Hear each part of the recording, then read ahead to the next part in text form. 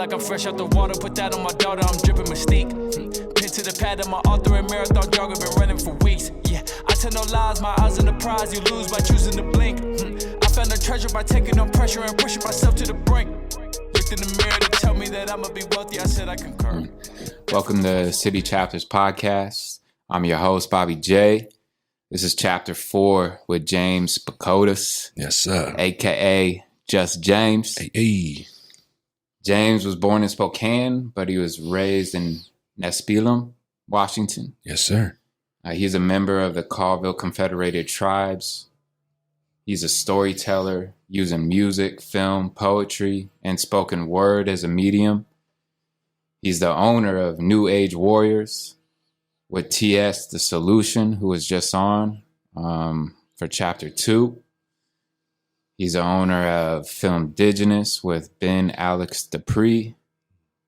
He's a member of DAT, which is an international touring fusion band mixing multiple music styles. He's a consulting producer with the Alliance for Media Arts and Culture. He's a community engagement producer with Nia Tero. I mean, that's just a list of few, just to keep our intro somewhat short for the man. Mm-hmm. He has awards from First People's Fund's Artist and Business Leadership Award Fellow. He has an award from Native American Music Award for Best Rap Hip Hop Video entitled Break These Chains, featuring Tony Louie and Big D. The videographers on that were John Crown, Don James, and Rich Williams. Audio engineer, T.S. The Solution. The guy. Western Arts Alliance Advancing Indigenous Performance Award Fellow. Mm-hmm. And then another award from L.A. Skins Fest for achievement in animation for a film entitled Sister Wolves, produced with partner Ben Alex Dupri from Filmdigenous. Mm-hmm. We're not done, though. What?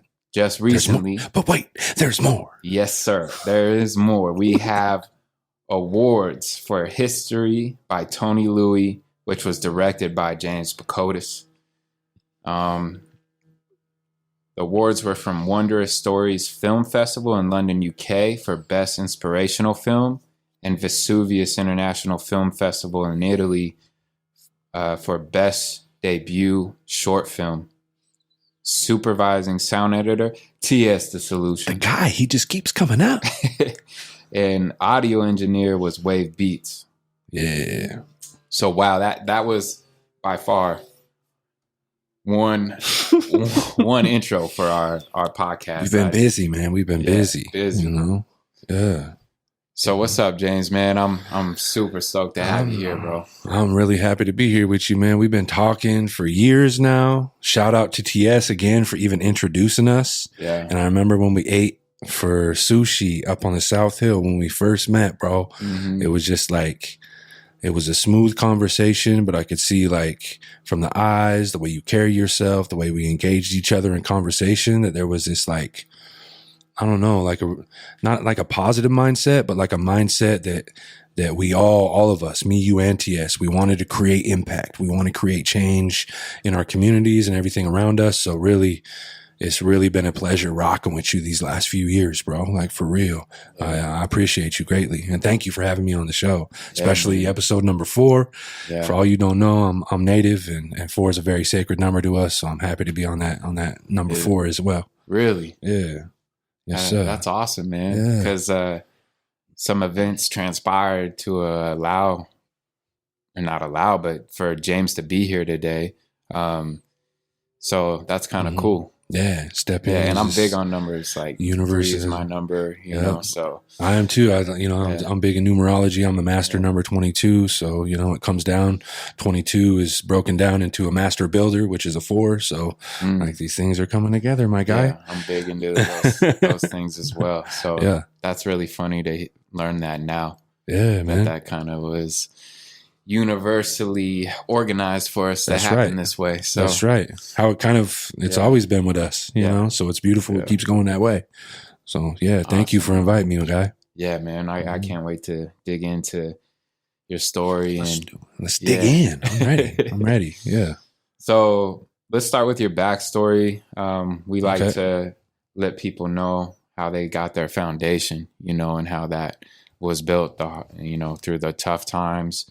Because I know that growing up wasn't an easy road for you, you know. So you were born in Spokane, but raised in Nespelem.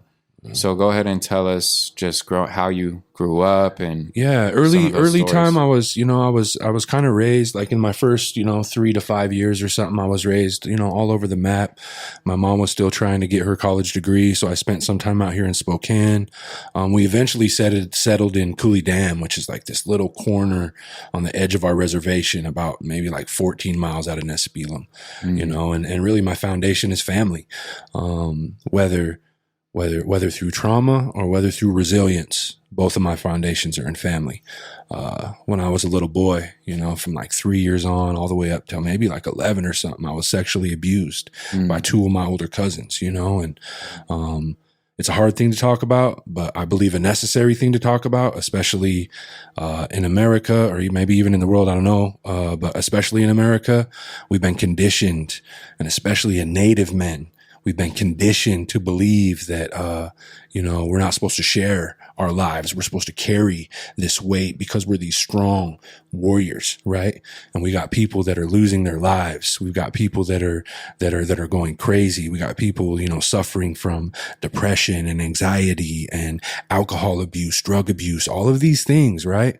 It's from this like conditioned belief that we don't need to let anybody into our problems. You know what I'm saying? We need to carry this ourselves. We need to carry this weight because that's what warriors do, right? And it's keeping us isolated as Native men. Mm-hmm. So it's something that's like a huge, like point of mine, or a huge passion of mine to talk about is going through trauma or moving through trauma. A lot of people, like to say, with trauma, get over it. It happened in the past. It's just not who you are anymore. But really, it's like, I was in sweat. I was praying with some of my brothers back home, and my brother had lost his son, to drunk driving when he was in high school. And we talked about like getting through it or getting over it, and he was like, "It's been 20 years, man." What was his name? Bryson Marchand, and he passed away. He's a basketball all-star, so he was this light for our peoples. And he passed far too soon, and we were sitting there sweating, and he was like, people always say, or I have this thought of like, when are you going to get over it, and it's like, there is no getting over it. There's carrying it with me and moving through it, and it's like this, we think of healing. Yeah. And it's not some linear, like, oh, I'm here and I'm unhealed. And then I'm going to be unhealed, or I'm going to be healed. I'm unhealed now. I'm moving to healing. Right. Yeah. But really, like, my whole belief system is we move through our whole life, and like when you die, maybe you're healed, but maybe, but as you go through life, like we've got heat, and especially as Native people, there's something that, a lot of people don't talk about, and is now finally starting to be talked about, is intergenerational trauma, right? Mm-hmm. So there's like this trauma that we carry that's not mine, that is carried down genetically from being oppressed for 500 years, like for sure. Genocide, murder, relocation, imprisonment. Yeah. That's really what it was. Yeah. Yeah. And then just pure out murder, rape and torture, all of these things, right? Disgusting. It's like, our mothers and fathers carried that in their genes because it was such like anxiety, depression, all of these things was in their blood. Yeah, it's and having these kids, it's stored in our DNA. So it's like a beautiful concept I have now is like moving through the trauma, healing, right? And as I heal, my ancestors do the same. So I'm healing my past, I'm healing my present, and I'm healing my future, right? Because I'm breaking that cycle, which creates a better life for our young ones. Maybe they don't have to deal with that abuse. If I'm talking about it in a school, maybe that little kid doesn't have to deal with it, or maybe they don't keep quiet about it. I didn't tell anybody about that abuse until I was sitting in federal prison and I was trying to heal. This is 30 years old. I carried this my whole life. It turned into alcoholism. It turned into drug abuse. It turned into just being just a thief and like just not a good person, you know? And all it was like, I wasn't a bad person. I just had a bunch of unhealed trauma. You know what I'm saying? And it's hard to turn into a good person when you come from that kind of trauma. It really is, you know, and like that's what I don't think a lot of people understand when they look down their nose at people that are living harsh lives. They don't really understand what they've been through. Right. And to go through those kinds of things and turn out to be okay and good is damn near impossible. It really is. Only a very few could go through things like that and turn out okay. Like that percentage is so small. Right. And that's funny because you were talking about moving forward, moving on. There was a comparison in a book I was reading this morning. It was about wolves, but the comparison is about how wolves compare to us, you know? Yeah. And moving on versus moving forward, you know, and that the difference of the terminology, like moving on is being like, you need to just forget it and move on. You know, moving forward is like, no, I'm dealing with this. I'm moving forward as I learn how to cope with this, how to deal with this, how to learn the lessons that I need to from this, you know? Right. And it's big. Like our self-talk and all that is so huge. Like our body, like that thing, that moving on, that like, okay, you may be able to put it out in your mind, but your body does not forget. No. You know what I'm saying? It does not know the difference. So that's why like me, like I'm really trying to change my self-talk because that like my whole life, because of that abuse, I was always talking like, man, you ain't shit. You ain't nobody. You don't deserve love. Yeah. Nobody loves you like this, like, man, like genetically, my body does not know the difference between a joke and a lie. Right. So when I speak that out loud, my body internalizes that. Right. And now I'm carrying it in my stomach, in my arm, in these places that are not healthy, that need healing. Right. And this is where I'm storing it. And my body doesn't know the difference. So now it's like, I was reading somewhere about self-talk and me saying, oh man, if I do something wrong, I say, oh, I'm stupid, or oh man, I don't deserve love, or they don't love me. I don't deserve it anyway. I don't deserve success. My body doesn't know the difference between that and believes me. So now like all the time, like that's my big, like I'm a motivational speaker in some points, right? And I'm an artist and I do these things and I tell stories, but I'm still trying to fight that low self-esteem from my childhood, even today, dog. So it's like that positive self-talk is a way for me to rewire my brain so that my body will believe me again, you know? So I've learned, you know, I've known about affirmations for a long time, and I definitely deal with a lot of negative thought patterns. And like one thing that's really helped me out within the last like 6 months is that I've really dedicated myself to saying thank you for a day, you know, like thank you. Like even when the bad shit happens or I'm like, just thank you for getting me through. Thank you when I wake up. Just saying thank you, you know. And another thing is affirmations. I mentioned one time before, it was just a term that I created, but I'll tell myself like I'm healthy, I'm strong, I got it going on. Right. And I'll just say that over and over. Anytime something negative in my head pops up, I just keep saying that to myself. You know what I mean? Just to quiet the bullshit down. Beautiful. Well, so you were facing being abused as a child by two older cousins. Right. So it's, man, that was it was a really difficult time because my mom knew something was going on. Like I'm the type that wears my emotion on my sleeves. Yeah. So I was acting out at school. I was having accidents in my pants and stuff. So there was all these like external signs that something was going on. Right. But there's all these fear, like I was a little boy, you know, and it's something I have to come to terms with myself in the self-forgiveness, right? Was this like wondering why I didn't say nothing, you know? And I think back and it was like, I had all these thoughts in my head, like, well, what if I tell my mom and she doesn't believe me? Or like, what if I tell her and she thinks less of me? Or what if I tell her and she sides with them? I mean, we're family, right? And there's all these like warring things that just kept it. Or what if what if I tell her and they get in trouble and then they hurt me, you know, and they were older. So there's like all these different things that kept me quiet as a little boy. And it went into like attention seeking behavior. So that's something I have to really keep track of my own mind now, is like, am I doing things for the right reasons? I'm always checking my motives in things. Am I doing this for the clout? Am I doing this for attention? Or am I doing this for a vision? Am I doing this for impact? Am I doing this to create a better life for myself, a better thought pattern, a better way of feeling and comfortable in my own skin, right? So I've been fighting that my whole life, and how like my saving grace was sports. You know, I really went into sports into middle school, into high school, was a highly touted athlete for football, basketball, went to state in tennis, like kind of a weird one to go to state in, you know, but tennis is hard, yo. It is hard. You know, I went to, I was blessed. I was good. I was always good at writing, you know, I don't know why, but 6th, 7th grade, I was writing poetry and different things, like just trying to express myself, express my thoughts. And I wrote this letter trying to get into this, you know, Gonzaga prep right here in Spokane. Like I'm from the res, like, and I was being bullied a lot because of the accidents and because of my attitude and all this. I was in a bad spot, you know, and I felt like I just needed to get out, get away. And, they awarded 2 Native American scholarships, because at Gonzaga prep, it's a private Christian or Catholic high school. Right. And it's like, you gotta pay tuition. You gotta, you know, it's pretty hardcore, but they had 2 opportunities for 2 natives to get their tuition paid for.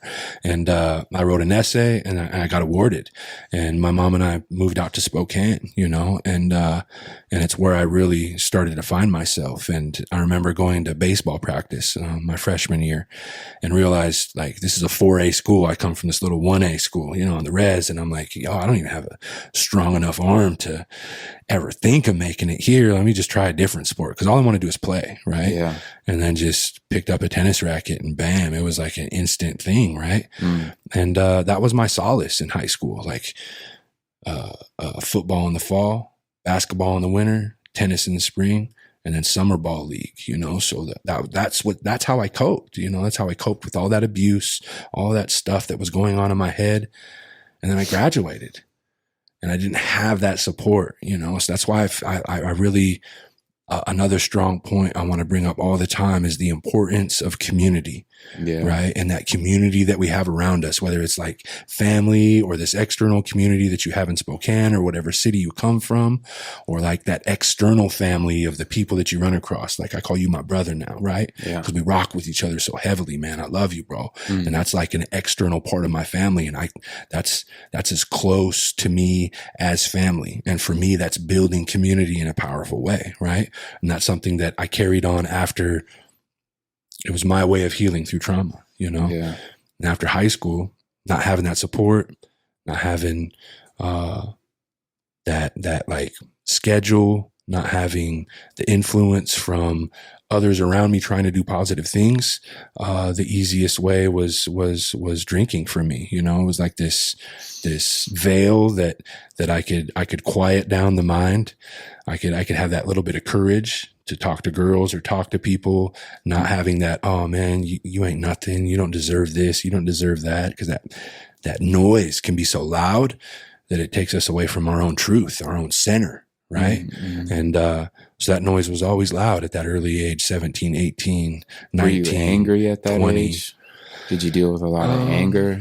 I think I always have. And I've always said, no, I don't, you know, because I'm really kind all the time. Yeah.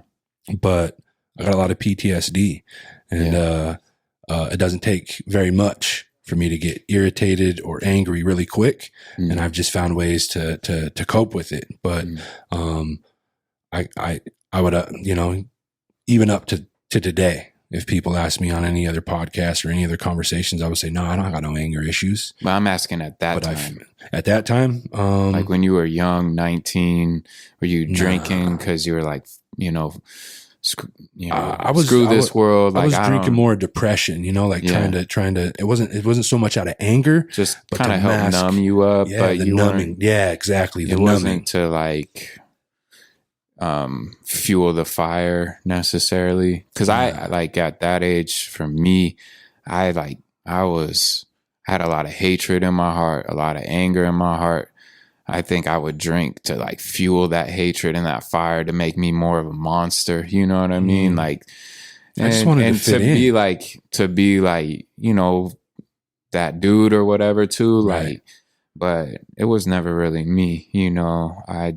But at that time I was like just ready to get with whatever, you know what I mean? In a moment's notice. Yeah, I was for sure dangerous, and you know, like dangerous to others, but dangerous to myself, you know. And I'm not saying I'm like dangerous, like I mess anybody up. Like certainly people got messed up, and I got messed up too, you know, by other people. But it was just part of that whole mentality of, you know, you have that kind of emotion, you draw that kind of energy towards you, you know. Anyway, I was just curious how you were processing that at that time, at that age. For me, mine was about wanting to fit in, you know, because I had that beautiful community of like whatever sport we were doing, all their parents were there. There was all this, like there was community, you know, and it was happiness and all this stuff. And I get out of high school, I don't have none of that. I'm just like, well, let me go out and hang out with some friends or something. And then I was like, once you moved to Spokane, you really were able to grow and you weren't affected by as much trauma during that time frame. I don't know what it was, man. Everything woke up, man. Sounds like just getting away. I think it was getting away to that environment and those memories and whatever was triggering me every day. Because the accident stopped, everything stopped. Yeah. Like you know, I hear a lot of people, man, they say like when somebody wants to move away, to get away, they're like, oh, you're just running from your problems. Sometimes you need to run from your problems. So individuals that think like, oh, making a move or doing something different isn't going to change things for you is not true. You know, you're a prime example of that. You felt like if I could get away, if I could get into this school, this could help my life, change my life. And that same bullshit, bullying and all that didn't follow you, you know? So it's like, you know, like I can't stand when people want to use that phrase. I don't even know how that came about, where people are like, oh, you're just trying to run from your problems follow you everywhere. No, they don't. Right. If you go with the same energy and the same attitude and do the same bullshit, you know, in your case, internal stuff, you were more dealing with being a victim at that time, but in your heart and who you really are, it wasn't a victim. You aren't a victim. That's not who you are. And once you made that move and reclaimed your own power, you cease to become a victim. That's it. You know, and that's it. So that's cool to that's a cool awareness for me too, because I don't really talk about it much, but I did have a victim mindset, you know, and even into my adulthood, you know, the things that have transpired. We'll get into like the life that transpired as an adult, but that was like living that victim mindset. So it's cool to be able to have a different mindset today. You know? You know, and it's funny because a lot of people, I think, have such a skewed vision on what a victim mindset is. Like, I've had a victim mindset for a long time, and I don't think anybody would ever look at me and think that, you know, but the way that I think internally and the ways that I would keep myself down, which no other person may see in me, but I was having victim thoughts, you know, like it's hard to explain in a short time because I want to keep moving on things with you, but like a victim mindset comes in many different forms, you know, and a lot of people may not even be aware that they do have a victim mindset. But as soon as you can realize like even minor thoughts that are negative, that is a victim mindset. If you're having negative thoughts of any level of yourself, like you have a victim mindset. You can be a victim to yourself. Big time. You know, and so I think that's where all my trauma transpired. Understand that. That's where all mine transpired, bro, was from my own victim mentality. You know, it was like early on, you were saying, I just needed to get it away. It was actually the external environment where it was hitting me from all levels. And then that developed something inside of me that I just kept it with me, and it kept living inside of me. So it was like, I was like all this stuff that happened into an adult, the environment was not victimizing me anymore. Mm-hmm. It was me saying, oh, I don't deserve it anyway. Like, of course, why wouldn't I get drunk and get blacked out? Look at me. Look what happened to me. Like screaming to the world. Like, that's why I was wondering if you were dealing with anger and I mean, you would have every reason to hate this world going through things like that, you know?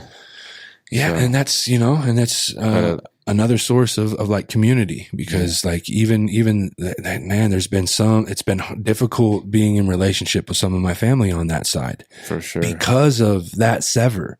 And it's like, it went into every facet of some of my aunties and my uncles. Like they never did nothing to me. And there's like this wall because of it, you know, but them still trying, my community of Native people not giving up to me, like, or not giving up on me.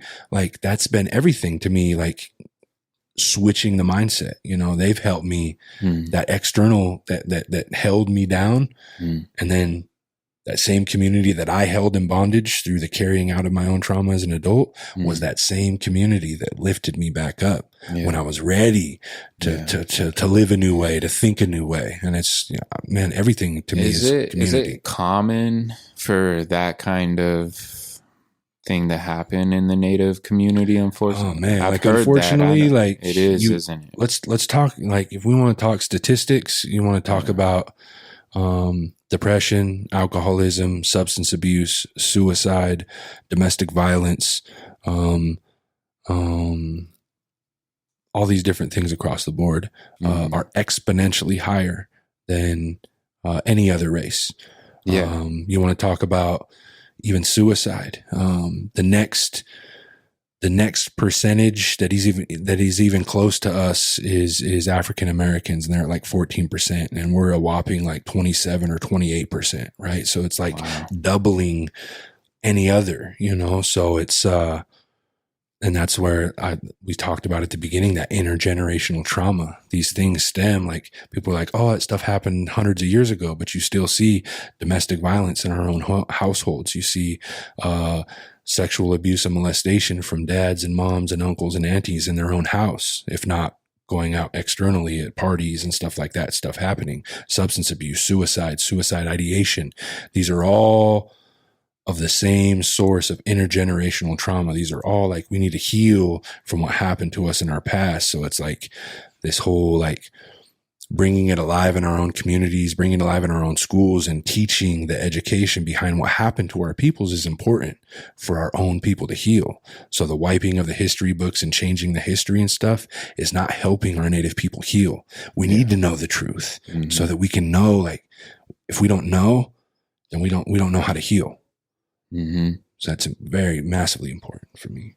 So that's why I do a lot of education in schools about the healing from what happened to us in our past, the speaking of our own truth, finding that safe community of people we can speak about, and using that as an outlet to speak about what's going on in your own life, right? Because I didn't have that. I didn't model that.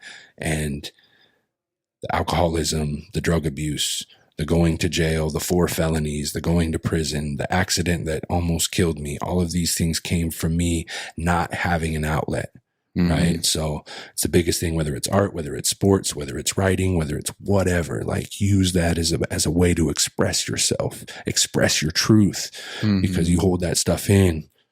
It'll kill you. Know eat what'll you happen. alive. Eat you alive. It's eating both of us alive. You know what I'm saying? Yeah. Yeah. It's heavy. It's heavy. Is molestation common too on the res? A lot of people don't want to talk about it, but yeah, it is, you know, it really is, you know, it's like sexual abuse and I know and that think about missing and murdered Indigenous women is something that is racking our communities, that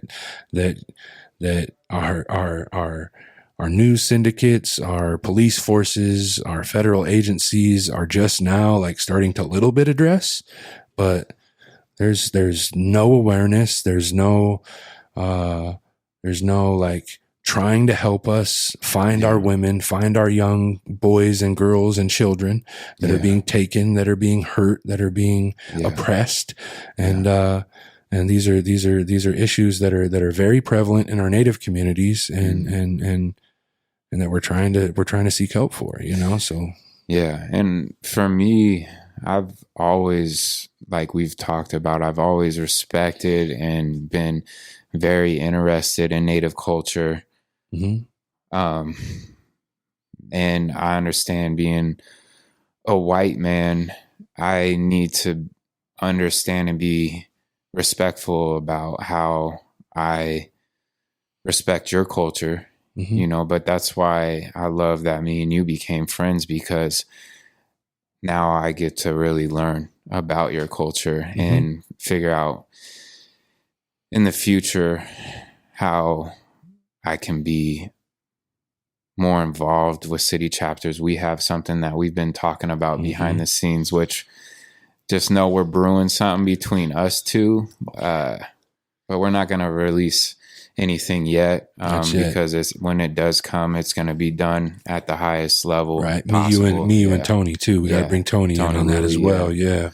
So there's something that we're working on to kind of collide city chapters with Tony and James here to really have a big impact in the tribal communities. Because that's really important. Like the Native peoples.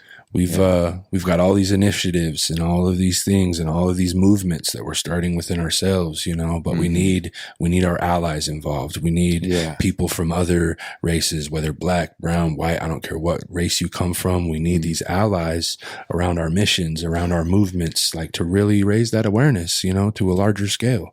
So, and the way I look at it too is, like you said, for your people to heal, well, our people need to heal too, for the hurt and pain we caused your people, you know. And like for a man like me to be involved in making any kind of amends that I can to help your people out is me healing our DNA, healing that trauma that we caused others, you know. So that's the way I look at it too, you know. It's like how can I reverse that script, you know. That was one section of time and part of the story, but the story that I'm trying to build with city chapters is really talking about these hard topics of what's going on in our society, where we've done people completely wrong, and how do we fix it. That's really what I want to do with city chapters, and that's the reason I'm doing this podcast, to have these type of conversations already. Like, I'm just so thankful that I'm doing this podcast, because we're having this conversation where in other formats of just sitting around, it's really hard to lock in and focus sometimes. But when we can do a podcast, me and you can just sit across from each other and have these real conversations, and we can really dig into topics than if we're just kicking it and our texts are going off or whatever's going on, you know. Got all these other distractions, and now we're like, nah, man, we're zoned in. Like, let's talk about some realness. It's like I posted today about TS. I've known him for years, but the time that I sat down with him, I learned so much more about him in that 2 hours than I had known about him in the years previous, you know. So it's just like, I'm just so thankful that I'm doing this, and that I found Spokecast, and that I got you here, bro. Like, this is, it comes around full circle. And I feel like these conversations, like at these tables or dinner tables or wherever we're at, like individually, these are where like the real healing happens. Like, we can hope, and we can pray for all this legislation and all of these things. But from a government entity, we can't be seeking healing from the government that's still oppressing us, right? Our real full circle healing are coming from these table, eye to eye conversations of the community people that are in our face every day. Like, that's how we build a better community, from within, you know? So I'm excited to build with you, bro. Thank you, on the real. Yeah. Me too. I feel like we're all entering into some are at different places, but with our immediate like crew, like we got some people that are about to break through to some major things. Right. And, you know, it's been a long process for me, but I'm back in a place where I'm like, I see exactly what I need to do and what I have to focus on to get city chapters to where I believe it belongs, you know. But that solely rests upon me, you know, and it Indeed. rests upon the mistakes that I've made and the changes that I've had to make. But I've worked hard on that, man. And I just see there's so many opportunities for me to now take city chapters into the realms beyond clothing that I'm starting to get really, really stoked and excited for, because I need it for my own life, you know. Like the reason I really did city chapters too, like, and not initially, but over time, as I realized like I didn't have a real community of people around me when I started city chapters. Okay. And I feel like it's now forming. It's starting to take root. But initially, for a long time, I hadn't felt that way. And honestly, until probably this year, or maybe within the last year, have I really felt and seen the community that I've gained from me doing city chapters. But that's why I did it. I did it because I didn't see a real community. You know, I wasn't part of a real community. All my friends that I used to hang out with, they weren't really my friends. Hey, it's cool. What's up? Good to see you. Let's party, whatever. Right. But I need more than that in life. I need people that are really invested in the betterment of myself and themselves too. Yeah. You know, and if you're not pursuing that, and it's just like, yo, it's not that serious, like life's work, and it is that serious, because I'm not trying to pass through here just to pass through. Right. Like I'm trying to pass through and make an impact, you know. Right. Like and I want to be able to look at myself and know that I've really built something that was real, you know, around me, that impacts others around me too. Yes, I just don't want surface level things, and I don't want money for money's sake. I don't want any of that. I want to, honestly, I just want to build a amazing, strong community of amazing individuals that spans across the world. You know, that's why city chapters is that. Like each of these chapters are different people from around the world I want to learn from, I want to know. And I want to be able to sit down at tables to break bread and just look around this table, whatever table I'm at, and just look at these individuals and be like, look at where we're at. Look at who we are with. Right. And that's really my dream. I totally agree with you, bro. Because here's like the thing is, we can say all day, oh, life is miraculous. You know, it's a miracle, right? But like, how are you living every day? Right. Like, like I write this poetry, right. And there's this line that was saying, you know, life in and of itself is miraculous, but our real power as humans comes from the way in which we live. Right. Like I lived in this fear, in this depression, in this low self-worth all the way. I mean, I battle it, but it really overtook my life. Maybe the first 32 years of my life, you know, I'm 39 now. So really I'm a baby, like 7 years in this, like flourishing and growing. And, in those 32 years, I got 32 years of life that no purpose. I was living without intention, and any of that. And now lately I have, and I go, okay, like I'm doing this stuff with like reckless abandon, because I realize we're here for a finite amount of time. Yeah. And it's like, how do I want to live my life every day? And what type of mindset do I want to go into every day? And my mindset now is like, every single day I ask myself, like, what is the quality of my day? What is the quality of my thoughts? What is the quality of my life? Because that's all that matters. If you're living a beautiful quality of life every day, right? And your mindset is community, you're living that is exuding from within you, right? It's a line that universe is going to answer, dog. And it is in a powerful way, man. You got Jazz, you got TS, you got me, and all these other people I don't know about, you know, and all your partnerships that you're building. Like you just said, you didn't have community when you first started this brand. And now you're building this powerful community. And now it's way beyond a vision of just having the dopest brand that wears the tightest gear out there. It's this worldwide, like, I want to make impact. I want to create change, right? And it's coming like without having a beautiful quality of life every single day. How are you going to achieve that, dog? You know what I'm saying? That's a great question. And that's a question I've had a hard time with over the years of me owning city chapters, because it goes on to like moving on or moving forward. Like even since I started city chapters, I've changed. By the time I started city chapters, I had changed my life night and day from the way I was living previously, and then it's been night and day since I've started city chapters to where I am now.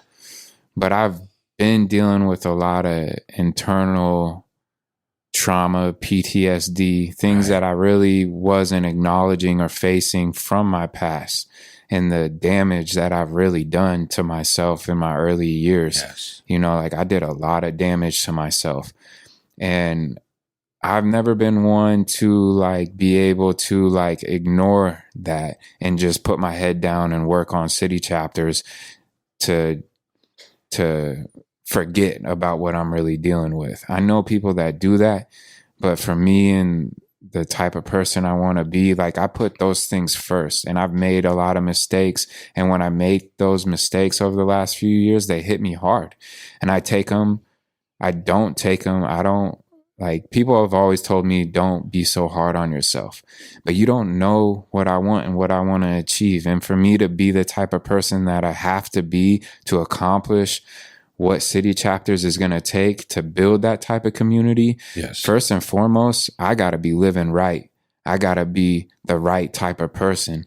I got to be in alignment with myself. If I'm not in alignment with myself, if I don't respect myself, if I don't love myself, if I haven't forgiven myself, how could I even think about being a part of building a community that's going to be positive, at least, you know what I mean? Like, and so I've put those things first. And, our culture tells us like, you need to just be always doing this. And I talked on this with a podcast before, but it's like, you always got to be moving. You got to be ... But like, first and foremost, before you get into that game mode, you need to make sure that your personal life, your spirit, everything with yourself is in alignment. Then you can activate that mode where you're like, all right, I'm good there. Now I can bop. Now I can hit this. I can do that. But if if you're not good with yourself, then you can't really build something amazing because you haven't built yourself first. Like, how can you build something if you haven't built the base? The base is you. Everything is going to be built upon you. Right. You're the builder, you're the foundation. And we all know that. That term, you need to have a strong foundation. Big time. And so like, I've put my foundation, me, first. And now, again, I've been living good for a while now. I've been living right. I've been living in alignment with the ways that I think I need to be the type of person I want to be. And now the doors are opening up again. And this podcast comes to me, in the perfect way that I needed it to release it. Right. And now we're having these type of conversations, which I know are going to be huge for individuals, Big like time. People on the res that ain't never heard of city chapters or don't know about me, but they can now listen to you speak in this format and really learn from you and the things that you're dealing with, or anybody that's going through certain things like you've been through, man. Like, they can learn from this conversation. So, and I love what you say about like foundation and moving too fast. I want to touch on that for a second. Like, my foundation of my life was built on that trauma, right? So that's what that was my identifier of who I am and what I am and what I'm about. So I had this foundation, and here I was, getting out of high school, starting to party, started rapping in like 2001, 2002. Shout out to On One. Shout out to my cousin Seth. We started this group called Outspoken right here in Spokane long ago, right? 2001. I think we put out our first CD in 2002, put out our second CD in like maybe 2003 or something. And then we broke up. But here I was like gaining some notoriety, locally, getting played on the radio, performing at parties and like starting to move fast. I started without this foundation though, right? Without this foundation. So all that happens, and I started to lose myself because I didn't have that foundation. I started partying, and it became about like rapping at the parties so I could be the guy, right? So I could be the cool guy that people wanted to give drinks to, that people wanted to give drugs to. And here I was like self-medicating the pain and all the stuff that was underneath that hadn't been healed. And that turned into a whole line of addictions, dog, from marijuana, alcohol, cocaine, crack, ecstasy, in those years of my 20s. Heavily, though, coke, crack, and alcohol. And alcohol has been that ever-present one, right? So here I am moving fast, boom, get into a crash. Not into a car crash, but a crash in my life. When I went into treatment, started picking myself back up again, started like, oh, wow, I am somebody. And said, oh, I want to. And by that time, like just being young and like, oh man, like, oh, I feel good about myself. I want everybody to feel this.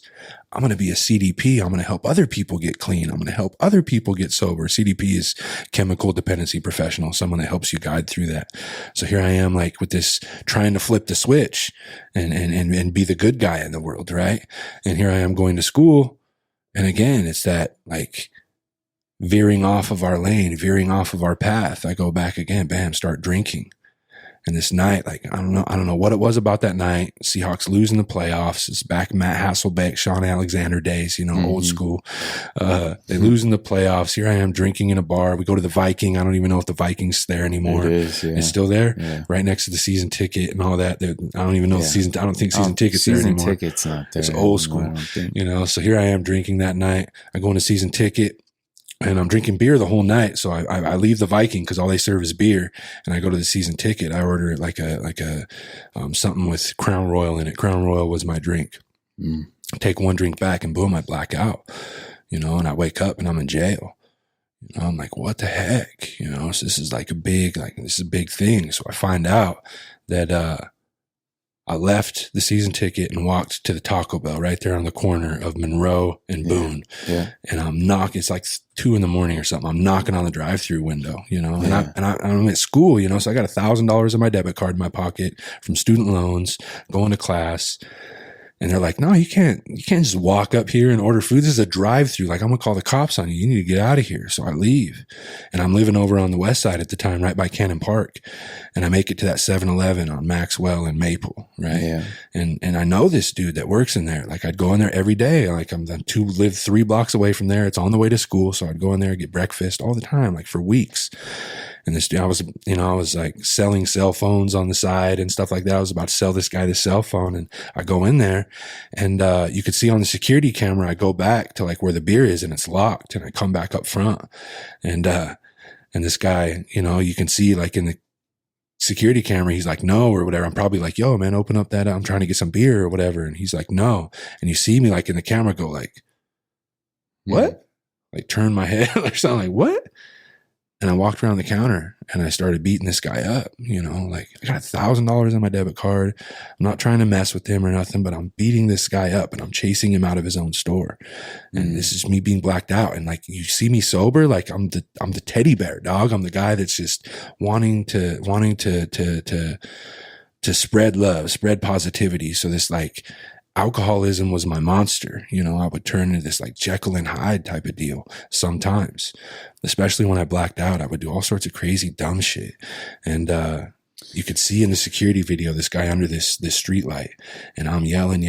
I come back in, and I remember coming out of blackout, and there was just this blank screen. And on the bottom right, it said cash. And I hit that, and it popped open, the register.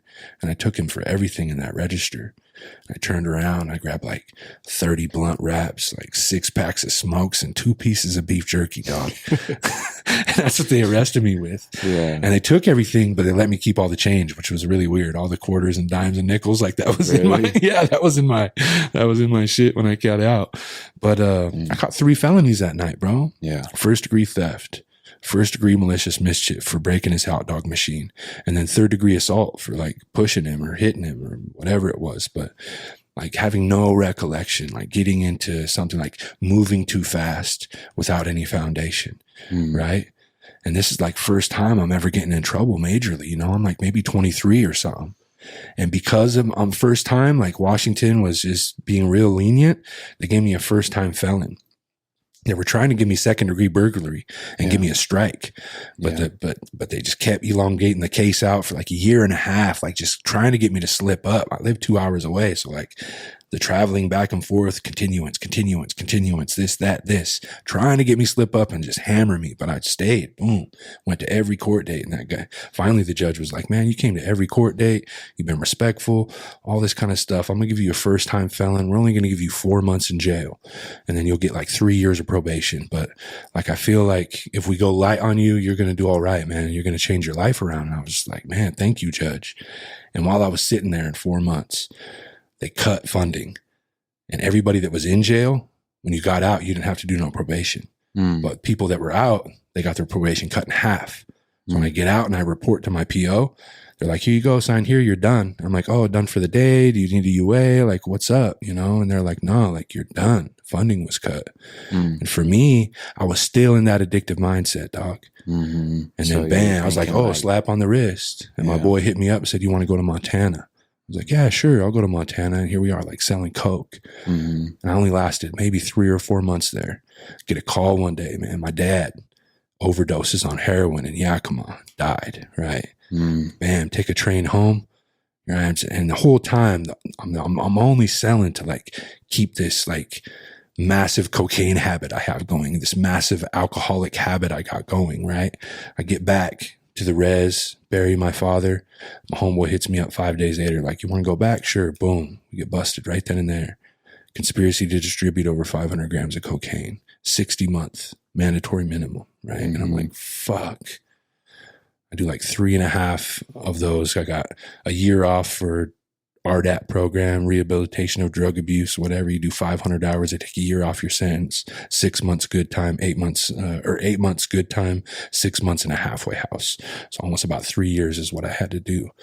And it was just crazy though, bro. Cause in that space doing that RDAP program, they went real deep, right? And it was the first time I had a counselor, and it was the first time I didn't have any distraction, any of the noise. There's all this noise that we deal with in life.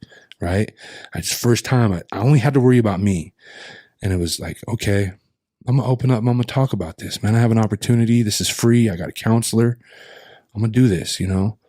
And I told her like what happened.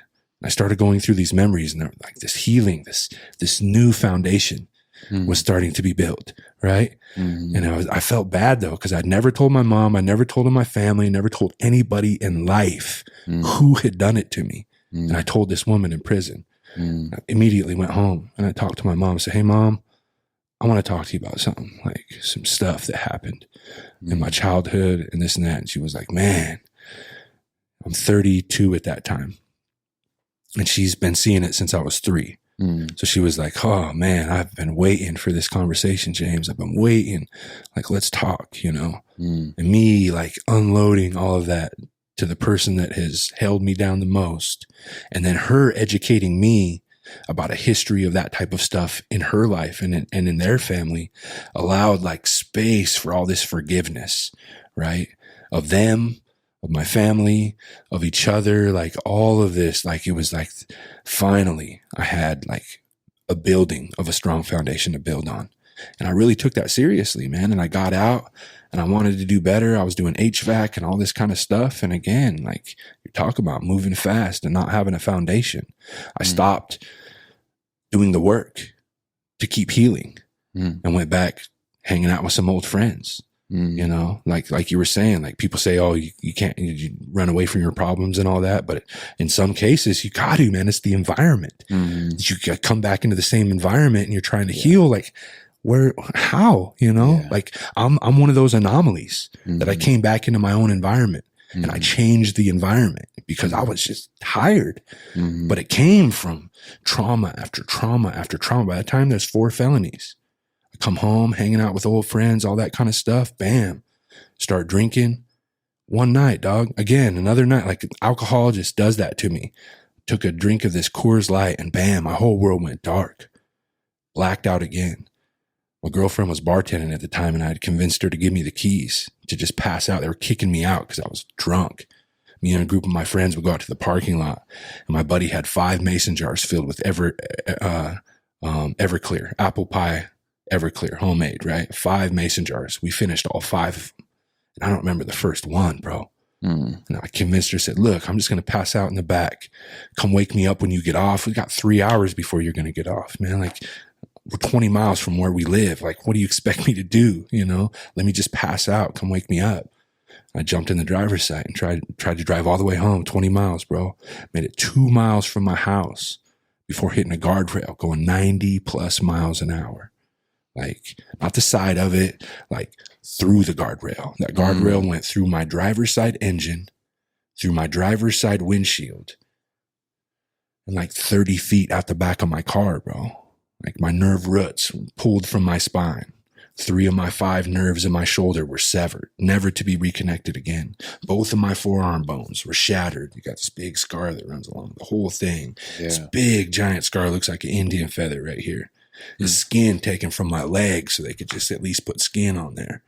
You know, both of them were shattered. And from the elbow down, I'll never have mobility again, man. It's like, there's that moving too fast again, like not having no foundation. And even waking up like 3 days later or whatever it was, like out of like my drug-induced coma, so that the swelling could go down to my brain and in my muscles so they could actually see what the real damage was. And still that wasn't enough, bro. Still I wanted to keep, you know, like whatever.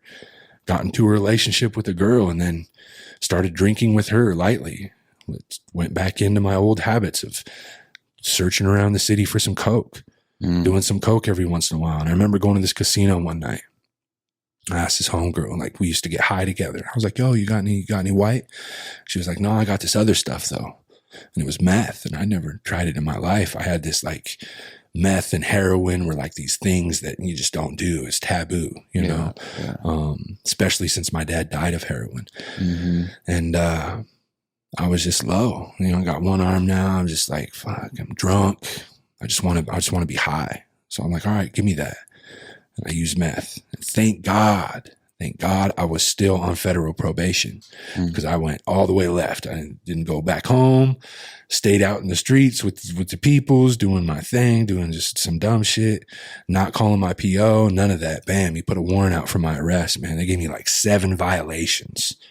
7 violations. It said, and I thought, you know, like it was feds, but still like all of my friends had done state. So it was like, I thought the violation was, 7 to 10 days or something like that. It's my first violation. I've been out for a year and a half. Ain't give them no reason to think I'm a bad guy or nothing. I'll just get a slap on the wrist. They were like, nah, you're getting 7 to 11 months, my dude.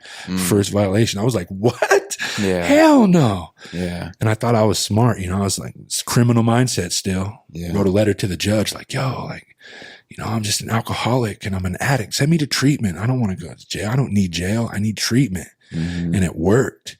And the whole time I'm in treatment, I'm still trying to get numbers from dealers or whatever because I'm ready to throw my life away at this point. Yeah. And I called home. Finally, I did like 3.5 months in jail. I go to treatment. 2nd or 3rd day in treatment, we get free phone calls. So I'm trying to call everybody like, yo, I'm coming home in a month. Yo, what's up? Let's get it with it.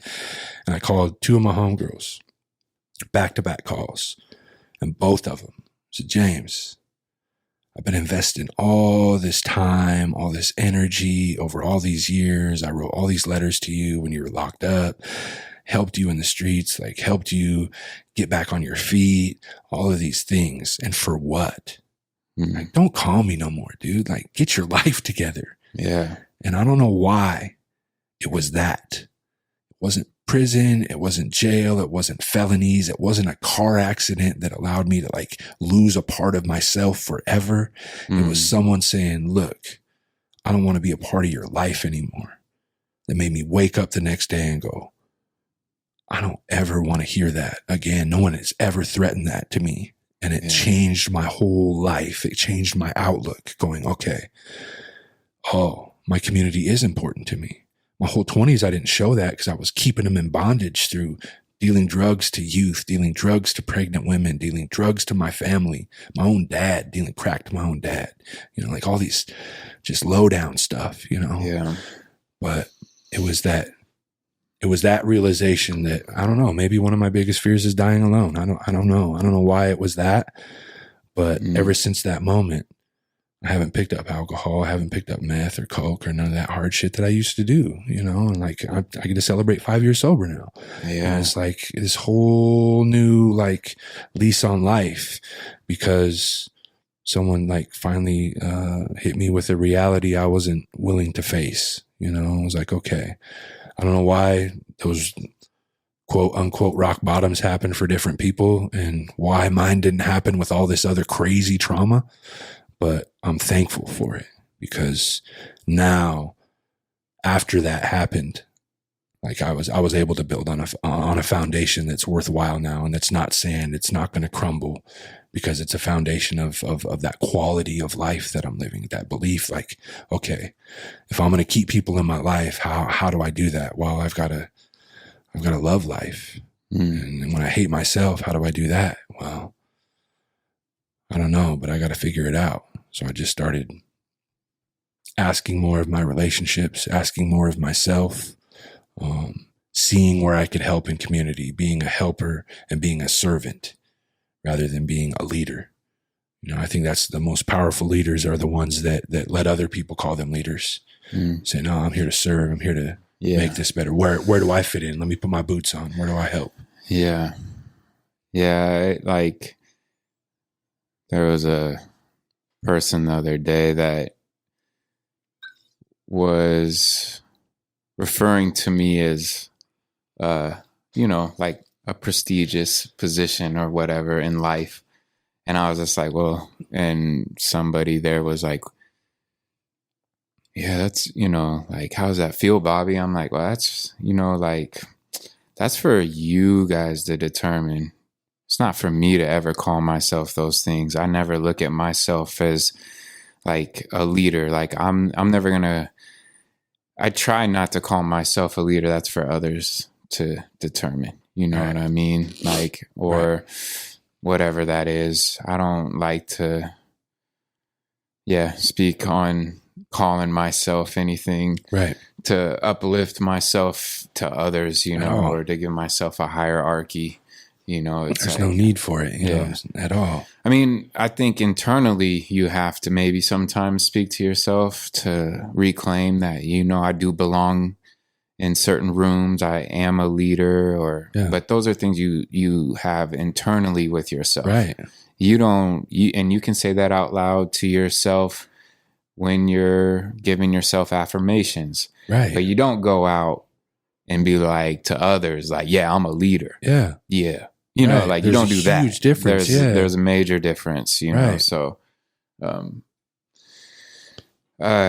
man, you got such a great backstory. Right.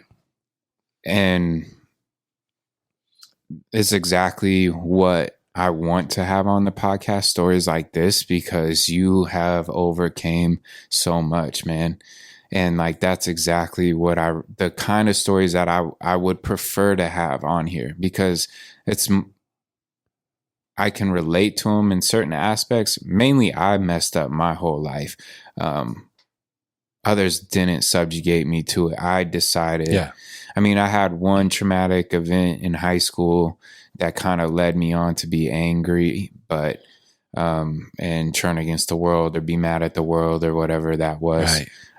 But from that point on, I really just decided to mess everything up for myself. And I'm still dealing with the after effects, you know, but I feel like I'm pretty well healed now from the damage I did to myself. Right. But for you, you know, and a lot of others, a lot of times people that did live a life like I did, it was because they didn't really have a choice, or, you know, they really did have hard childhood. So like, of course they don't see any other options or positive ways to deal with these traumas. Right.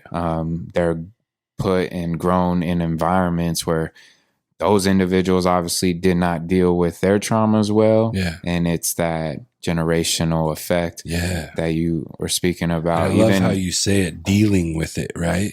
Because I feel like a real power of, on many levels, whether it's going to be healing through trauma or whether it's like creating your greatest business idea or creating your next body of work or piece of work that's going to be powerful, is like, how do you cope with adversity? How do you cope with the things that are meant to tear you down? Like, what are your coping skills? You know what I'm saying? And like, that's huge. Big time, you know what I'm saying? And it was art and poetry that saved me. That was where that was my outlet, you know, and I formed a life around that. There was, I think it was a TED Talk where they were talking about Apple and their mindset. And I took it to heart about like not having a mission statement, but like having a mission or having this vision and building a business around that, not having a mission statement and building a business, right? So it's like, and that was mine, art, storytelling. At the time, I'm like, okay, it's just music. That's solely like motivational speaking music. That's what I am. I identified myself. I pigeonholed myself into this like role, right? And started building a life around that. And it's grown into this, as I've grown, I think, into my culture, into my place of my peoples, was the continuation of a thought. I'm not just a motivational speaker. I'm not just a producer or an artist. I'm a storyteller, and it comes across in so many ways. And the reason why I say storyteller now is because I come from a native peoples, and one of our deepest cultural like beauties is the art of oral tradition. We didn't write things down. So these stories were more than just stories, man. They were principles, they were values, they were lessons, they were inspiration, they were warnings, they were everything. They were prophecies. They were so much more than just a story. So I feel like in hip hop, in music, in what I'm doing now with the dad, what I'm doing now in film with TS and Ben Alex, and all of these things are just an extension of my identity as a cultural being, as a oral tradition storyteller, carrying it on in a new way, because we live in a new world, right? So like cultures are, I think, is another thing too, is like, we want to sit here and talk about healing and all of that. It's like, well, a lot of the stuff that brought me into the wreckage of myself was not having a sense of identity. And my identity came from reconnecting with my culture.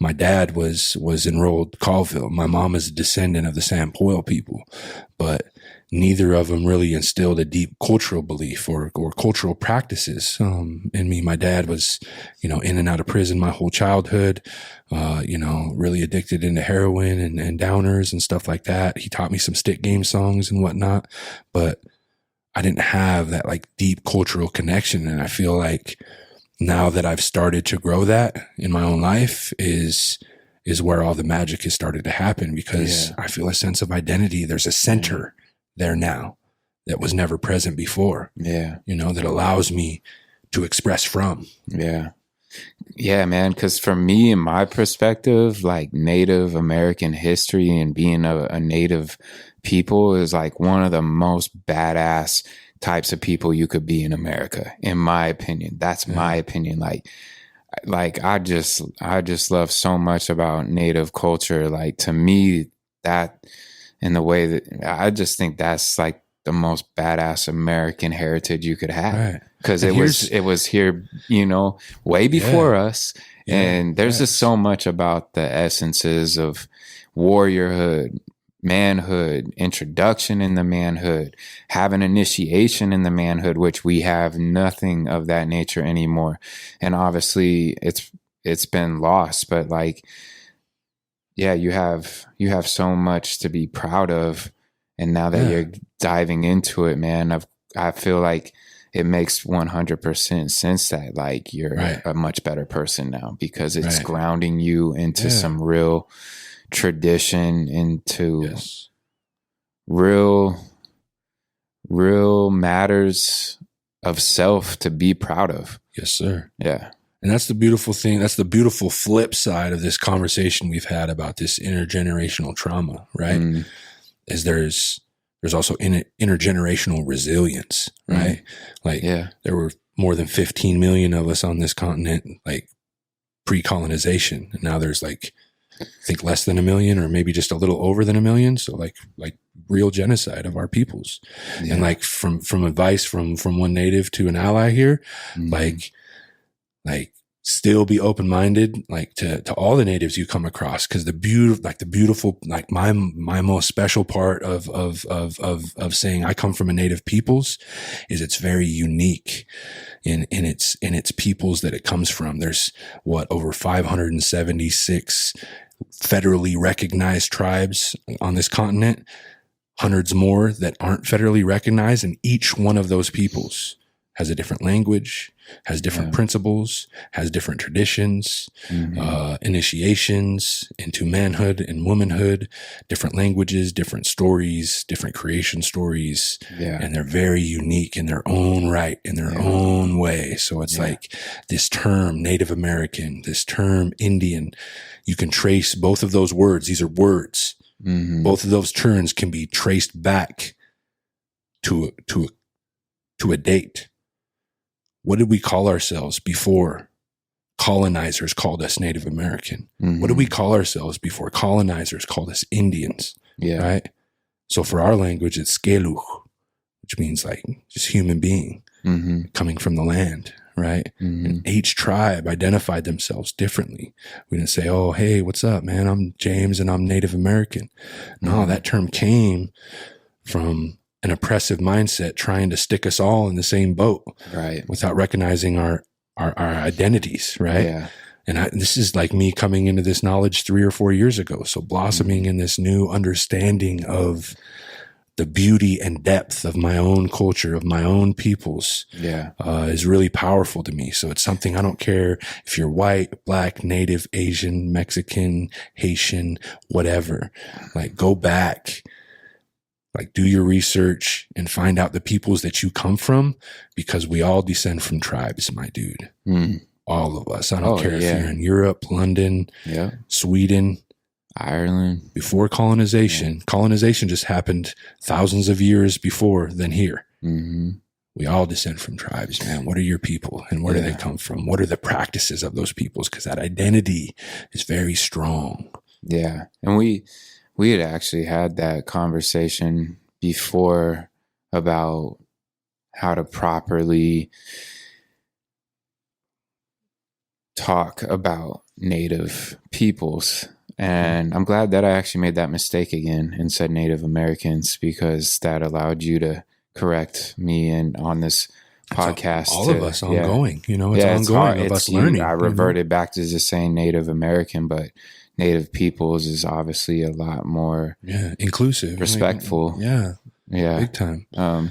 And we're learning together, bro. So there's no judgment involved in any of this. This is like us coming together, teaching each other, you know, sharpening each other. It's beautiful. All right, so you started making a change in your life after you had the phone call with two of your friends, your homegirls that were like telling you, look, James, like, we just can't rock with you no more. Don't call us until you're a dirtbag.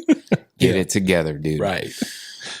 So what did you do to start fixing your life, to stay on track and getting into being a artist again, a musician, a business owner?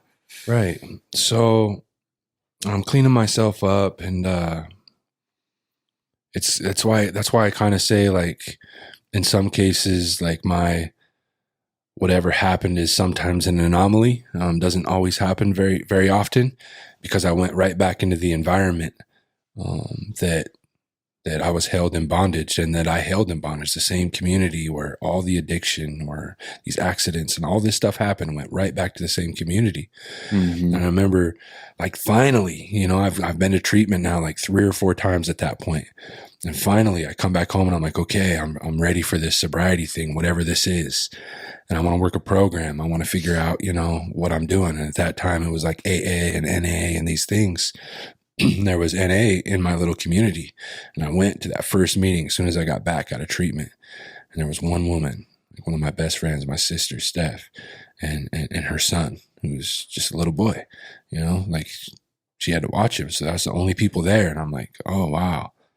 There's not much of a sober community here, you know, but at least there's one person. And she was saying like, yo, most weeks it's only me and my son. Nobody shows up. So I open up the book and I just do work. I don't know. I'm trying to fellowship. I'm trying to create something here, but there's nothing happening, you know? And finally, bam, both of us, you know, had that surge to stay sober and build community. So together we built it up. And, you know, therefore, I don't know what it is now. I've gotten away from the program, but we built it up to where there was more than 10 people coming at we were holding them like lunch times 3 times a week, night meetings. Like we really started to build this sober community. And I remember being home and going like, man, there's no community for people that want to better themselves here. Like how am I going to make it? And me with that strong mindset, how is someone going to make it that doesn't have that drive, you know? So I went straight to my tribe, and there was this gentleman that worked at the treatment center that did these like drug and alcohol awareness conferences and said, hey, I want to do one on your reservation. I was like, all right, cool. So he planted this seed. I went to my tribe and said, hey, we don't have a community for people that want to get better. I went straight to behavioral health, the people that do alcohol and drug abuse, the people that do mental health and all that stuff, and said, hey, you got a huge lack. Like, you guys have these services in this office, but what about all the people that don't want to come to you? What about the people out there in the community that don't have that help or don't have the drive or are ashamed to be seen going into these mental health spaces because there's still a huge taboo of people even seeking help, right? Yeah. So what are you going to do for all these people? Like, I want to hold a drug and alcohol awareness conference. You know, this is something that has never been done, you know, in like 6 weeks. Bro, I'm serious. Like from that first conversation to the doors opening of that drug and alcohol awareness conference was 8 weeks. In 6 weeks, we raised $46,000. We brought in speakers from all over the world. We brought in these hip hop artists that would come in for our youth, shot this music video, all this stuff. Did this sober powwow. I spoke and told my story for the first time, you know, to my public, to my own people. Had other people come in, share their stories. Had these AA and NA meetings during it all, like 4 days of just events.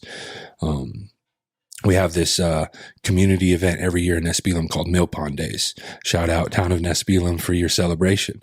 And they had agreed to move their whole focus of that year, and we held it during that same time, that celebration, to a drug and alcohol awareness focus for the town and the celebration. So we did this 5K fun run that was drug and alcohol based, did this parade and all that. It was the same events they always do, but with a theme and with this like vibe around like trying to have this awareness around the negative lifestyle patterns that our people are faced, that our family are faced with.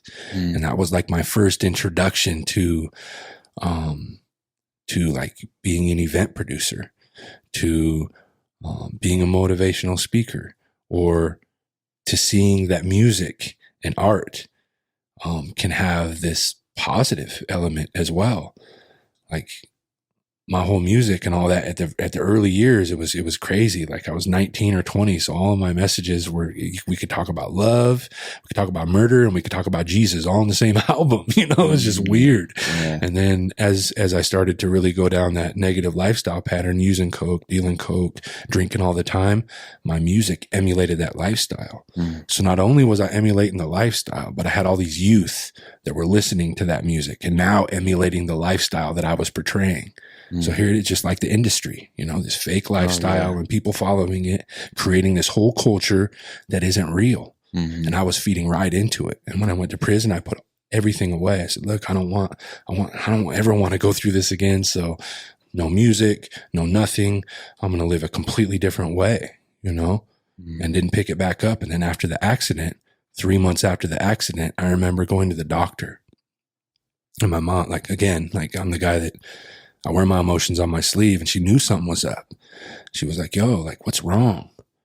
Instantly, like, I'm yelling, like, I don't even want to be here anymore. Look at me. My life is over. Like, I can't eat soup. I don't know how to wipe my own butt. Like, I've been right-handed my whole life. Now I've only got my left. I don't know how to live. I'm done. I don't want to be here. My life is over. Look at me. You know, and she's instantly like crying, like, yo, like, we're going to be okay. We just got to get through this together, son. Like, called in sick or called in with family emergency. I remember being home just like defeated.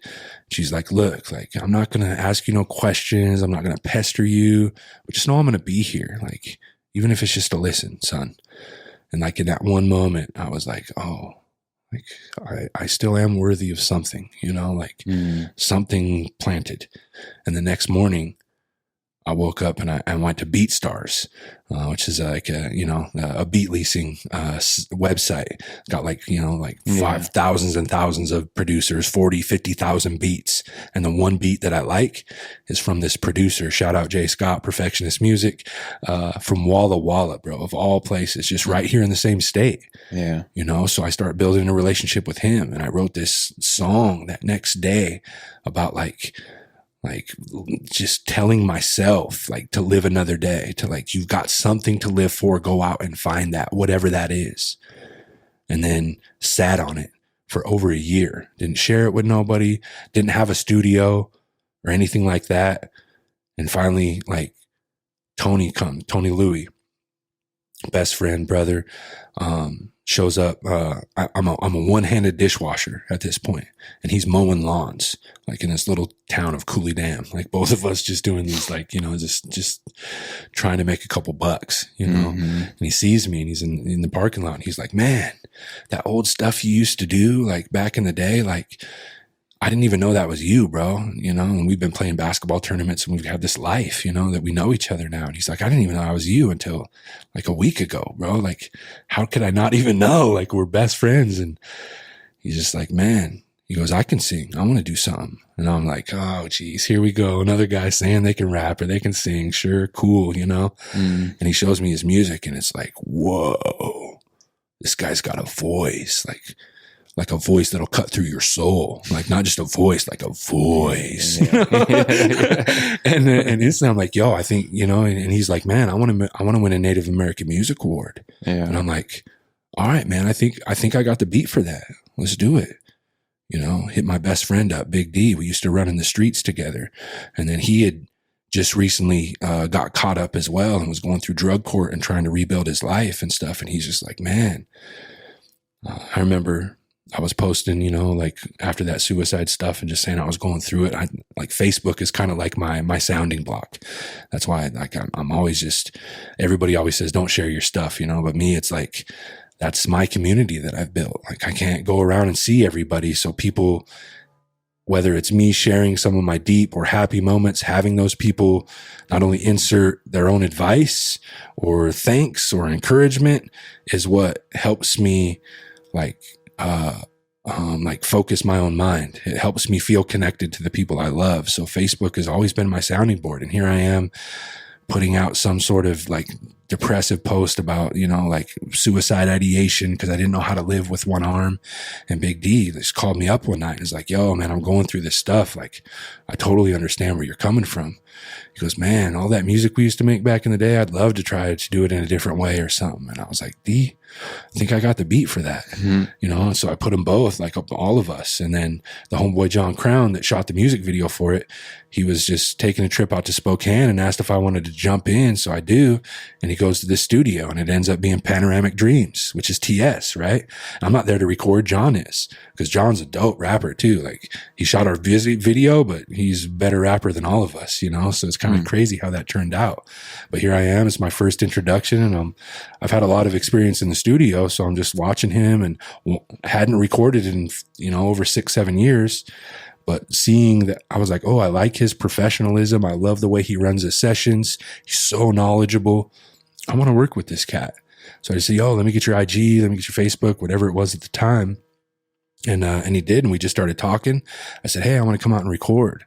And we recorded this song, that beat that I got the day after I wanted to commit suicide, that I held on to and brought 2 of my best friends in. We called it Break These Chains. And it was Big D talking about breaking the chains of that lifestyle that he had just gotten in trouble from. Me talking about suicide. Tony talking about his upbringing and all the things that he's trying to break in his life. Like all of us in the same moment, trying to break these cycles, these intergenerational trauma cycles, and turn it into this resilience. And we shot the video, and like we didn't know what we were doing through any of it. shot at Native American Music Awards, and then ended up winning, in the 2019 Best Rap Hip Hop Video. You guys submitted it to it? We submitted, yeah. So it's needed to do that much at least. Yeah, we had. That's when we met, right around that time. Yeah, around that same time. Well, we'd done some research, and this is like, even before prison and all that kind of stuff. That was a goal that we had. Like, oh wow, we seen this guy Night Shield. Shout out Night Shield, from the Midwest, who's got, I don't know, maybe like 6 or 7 of those awards, maybe even more. I don't know. But he's like, as far as native hip hop goes, he's one of the godfathers of native hip hop. He's been in the game for over 20 years and stayed relevant this whole time. And so we've always like, oh wow, we see YouTube, like this is when YouTube like really isn't what it is now. It was like, it was still new and fresh. And we're seeing this guy perform at Native American Music Awards. We're like, what the heck are the Native American Music Awards? And oh wow, we can submit. Like, just started going to the website and figuring out. Yeah, and sat on that information for 5 or 6 years. I'd given up music, so coming back to it, remembering that, going, oh, maybe we can have other natives hear this stuff. Maybe we can get an award, bring it back to our people. Because something that happened during all this is there's a gentleman we all love, highly regard, by the name of Jim Boyd, who ended up passing away. He's one of our tribal councilmen, but he's got the Lifetime Achievement Award through the Native American Music Award, an international touring artist. So he was our one peak of what it was like to be in the entertainment world, right?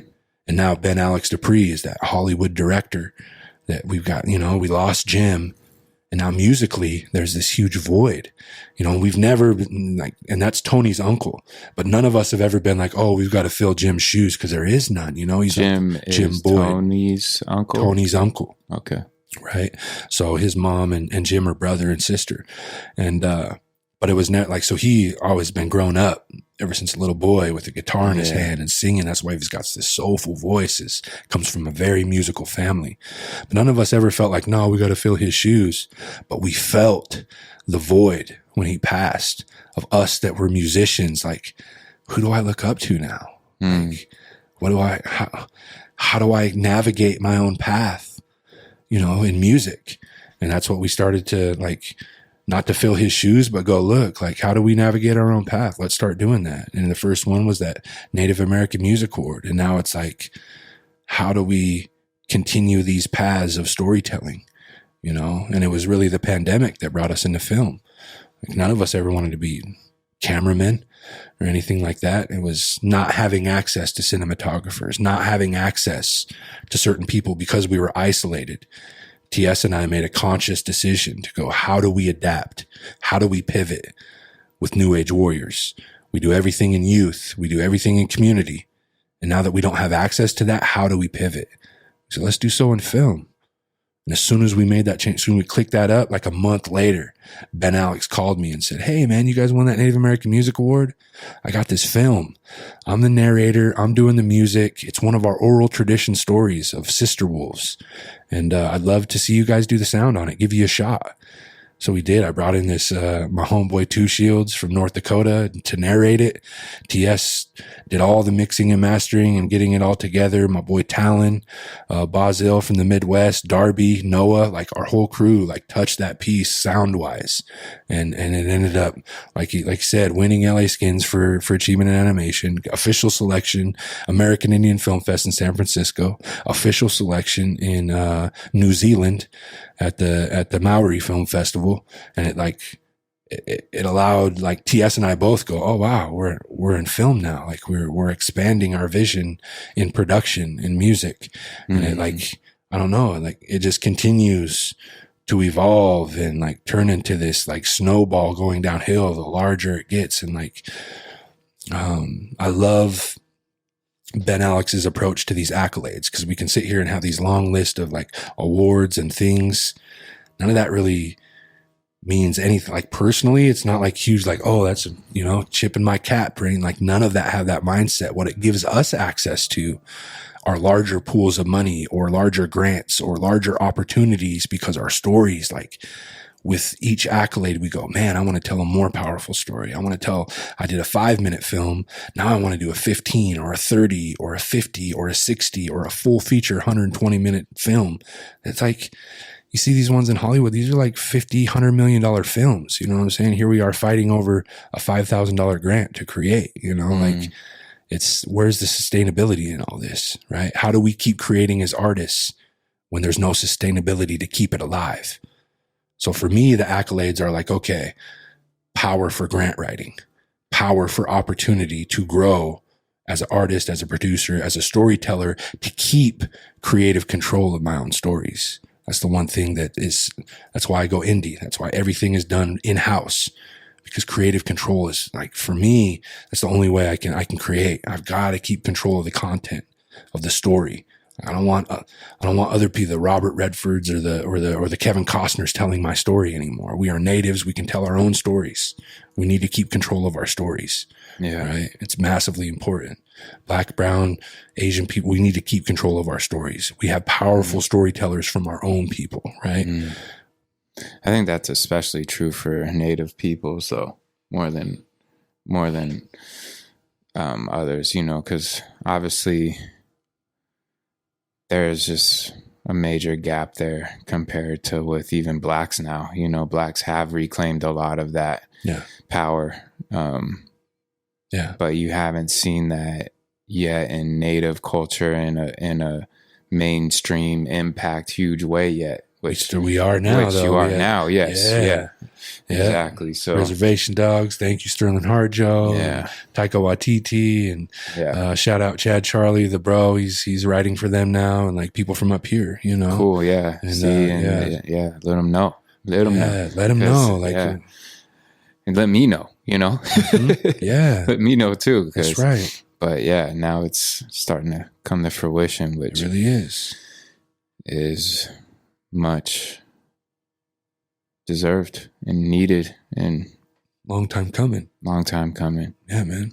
Tired of other people telling our stories, you know. Yeah, it's so cool to see mainstream go, oh wow, like Native stories from Native people are funny, and I can understand them, you know, whereas before it was just, I don't know, it was like this whole separate thing, and wasn't accepted, you know, and now we're starting to see this more and more kind of chasing horse in fashion, and B Yellowtail and Jamie Okuma, and we're starting to see these like mainstream, whether it's fashion, film, music, you know, the Snotty Nose Rez kids are making it big. Travis Thompson, you know, Window Rock, you know, he's part Native. We got these artists So we got these artists across all these different mediums that are starting to like, wow, they're breaking into these mainstream avenues, and we're starting to not only like make our way into these spaces, but hold the space. You know, we deserve to be there all along. Now that's what we're finally realizing and seeing. We've had the power all along, and now we finally have the opportunity. So for me, it's the most beautiful time to be a storyteller. It's the most beautiful time to be a filmmaker, producer, artist, because the world is accepting our stories finally. You know, so it empowers me to want to grow that vision in every single facet, in film, in production, in music. That's why I'm chasing all avenues. Yeah. I mean, and really in a short time since you really made that transition, all these things have come together for you, dude. It's pretty wild. I can't even fathom that or understand that. And I don't know what the source of that is, but it's, I mean, 2019 to now, I mean, we're talking 3 years. 3 years. 3 years, dude. Off your first song that you made with your friends, you guys get an award, which then just causes put me on the radar of the band, you know, put me on the radar. These guys have been in the game for 12 or 15 years, and it was that like with the dat, these accolades come and they go, oh wow, here's another Native, you know, doing what they're doing. And they had a vocalist at the time, but the vocalist and them were both on this trajectory of like just success, you know, to where gigs and things were starting to conflict. And they were just like, look, like, we love you, but we gotta part ways. We gotta do something, because we're starting to lose money as a band, as all these conflicting things. And then they give me this call. They're like, yo, do you want to come give it a shot? And like, I've never performed in a band. All this stuff I've been doing has been production work. Like even that is music videos and stuff, even live performance. I'm still a baby. Yeah. So it was crazy to be even given that type of opportunity, but having the sense to go, I can step into it. I'm going to believe in myself enough that I can learn along the way and I can make it happen. I'm a big believer in the act of doing, right? We can sit here and talk and think and all that kind of stuff, but the real magic comes from the act of doing. That's where I found all of my, like, I have all this knowledge, right, in my own head. And it's the putting the knowledge into action, putting movement and motion into that knowledge, that then and only then will it become wisdom, the experience. And that's what I'm in search of. I'm not in search of knowledge. No, I'm in search of wisdom.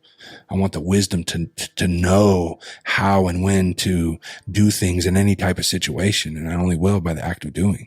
So it's like a lot of these things are me saying yes to the universe, and the universe is answering. And I can't be any more thankful than that, you know? So huge shout out to Dadat for giving me that opportunity. And it's taken this whole thing in a whole new stratosphere. The summer is going to be crazy. We got booked for a few different big things. We'll do our first album release at the beginning of June, and we'll do 6 or 7 day run in New York City to release the album. Playing at New Jersey Performing Arts Center, you know, Harlem Jazz Museum, the Smithsonian. Like, these are big venues. New Blue with freaking DJ Logic and Julia Keefe from right here opening up with us.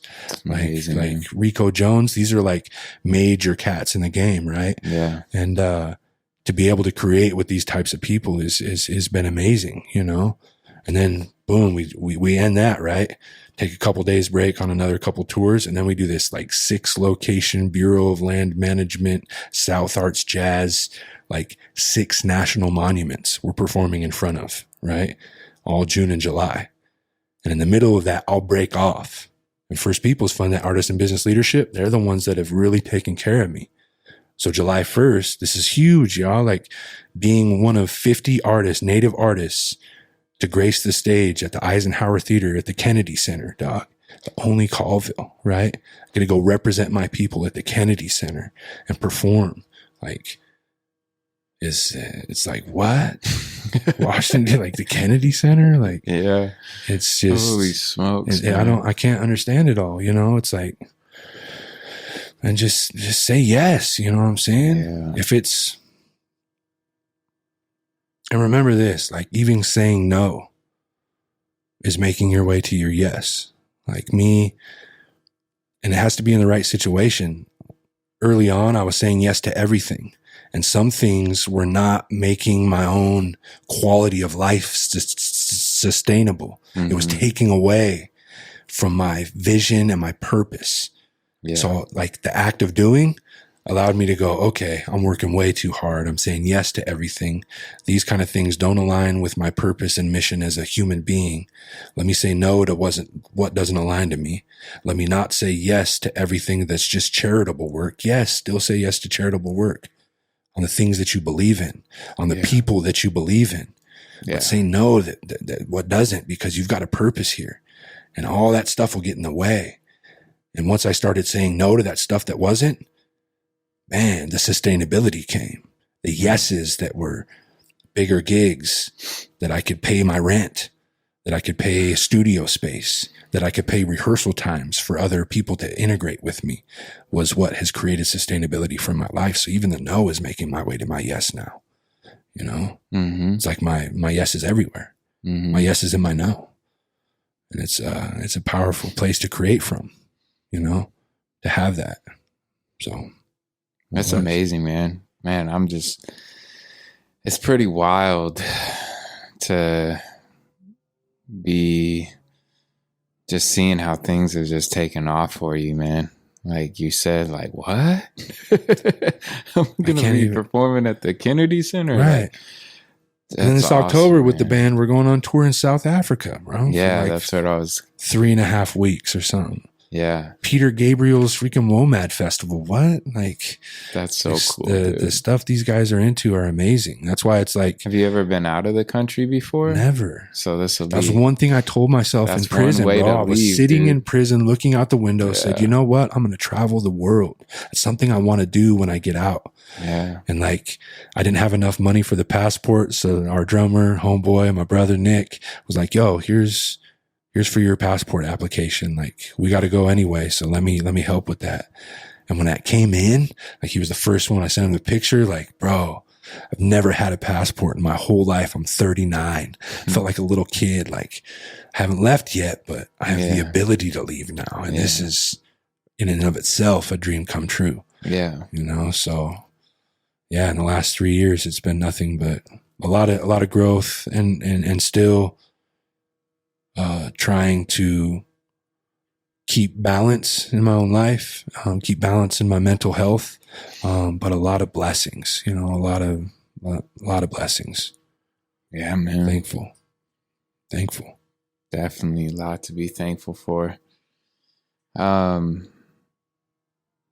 Yeah, do you want to kind of just describe the type of music you are making with the dad? It's different. It's more different than I've ever made from, you know, like from like a hip hop center background. Like, it's always been the statement of, I am here. This is my existence. This is who I am. You know, it's like my statement of the world. I am here. And as soon as I come in, these guys are like, well, this first album you're going to write to is to a script of a theatrical play that we're going to create. And I'm like, oh, okay. And they're like, each one of these songs is about the story of this young, like, Dene, like the Navajo people call themselves Dene, this young Dene dancer who, his dad's an alcoholic. His mom's connected to culture, but he feels trapped between these two worlds. He's a champion fancy dancer, but he wants to be a break dancer.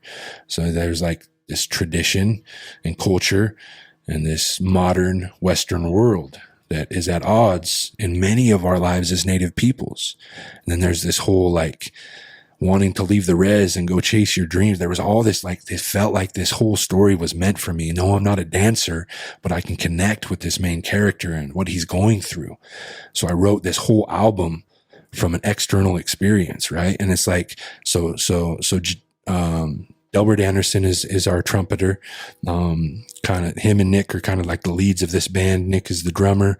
Nick Lucero is the drummer. Mike McLuhan is our bass player, and me. So there's no chords. There's no piano. There's no guitar. It's very open, you know? So it's perfect for me because I have more of, like, not just rap. I can sing as well. So I have this whole melodic type of thing.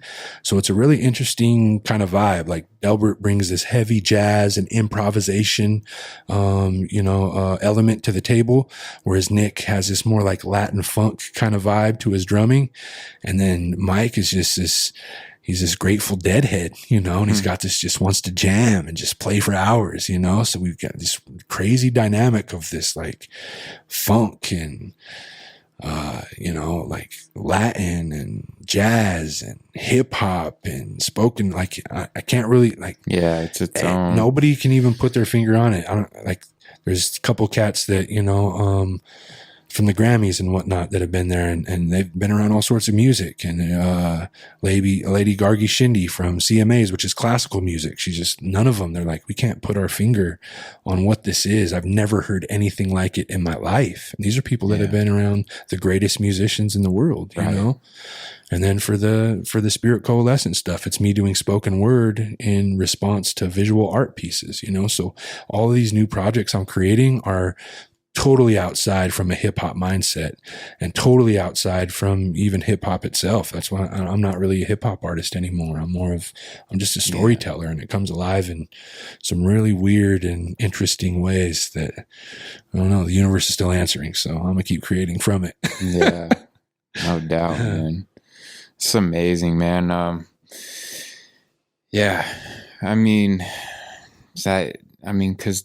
the dat is, I've just read an article from Grammys.com.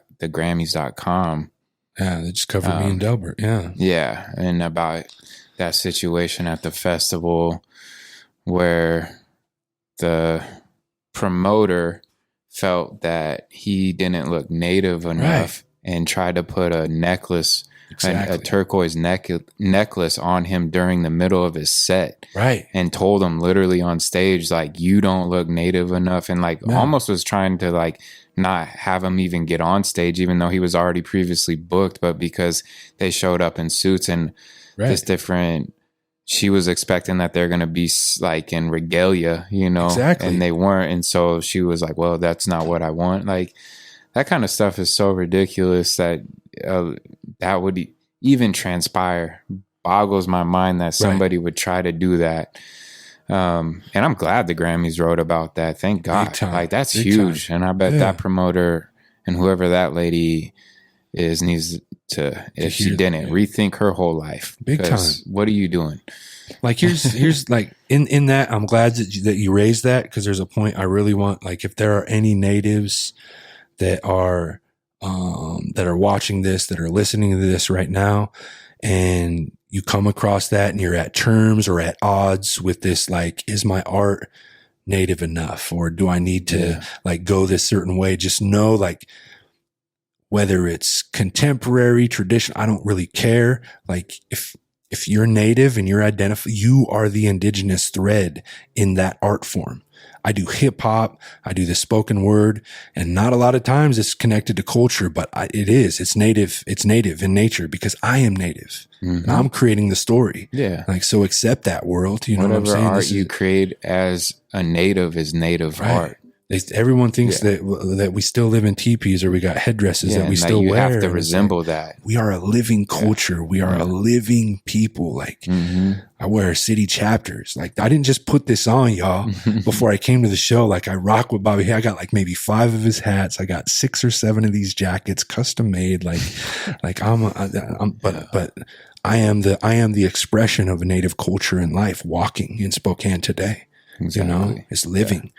It's living. Our culture didn't die back in 1492 when when people came across us. Nah, man, it continues to evolve. We're multifaceted beings. Yeah, you don't have to fit the mold that they're trying to corner you into. That's right. Push that mold. That's bullshit. Push it. I'm not gonna cuss much on this podcast, but once in a while, for things like that, I'm gonna let it go. You know, let it go, because that's what it is. That's right. Straight up BS, yo. And that's what this podcast and City Chapters is all about, like breaking down these societal stigmas and getting to the real truth, you know, or at least attempting to have conversations to get us closer to a truth, you know, right. About a deeper understanding of each other. Understanding, each other and ourselves. All right, cool, man. So like the dad and you was going around the world, you know? Yeah. Just it's going to be a beautiful year. Just amazing. So glad the world's opening back up so we're able to, you know? Yeah. And it was really because of their foresight and like all the video content they created like during the pandemic that even made it all possible. They stayed relevant by us switching into film, by them switching into film. Like these pivots have been monumental. So this tour though, it is a live performance beyond just a band. You guys are telling, like you said, this story. The beautiful part about the Bureau of Land Management one, we're in partnership with South Arts, and they gave us this like $50,000 grant to do this tour. And so we partnered with Bureau of Land Management, and we told them like, look, okay, you guys, like, you're in charge of these federal public lands, but a lot of them are native sacred spots. So if we're going to select you as a national monument, our whole vision is to go connect with the native peoples from these like spots, these national monuments. So what we're going to do is we're going to spend 4 or 5 days in each place. We're going to go in the first day, travel day, come in and do a whole research day with the native peoples that are connected to each one of these national monuments, and learn about their sacred places, learn about their language, learn about, their peoples, their practices, their visions, their values, their principles, because we're all different, right? Yeah. So we're going to come and we're going to learn.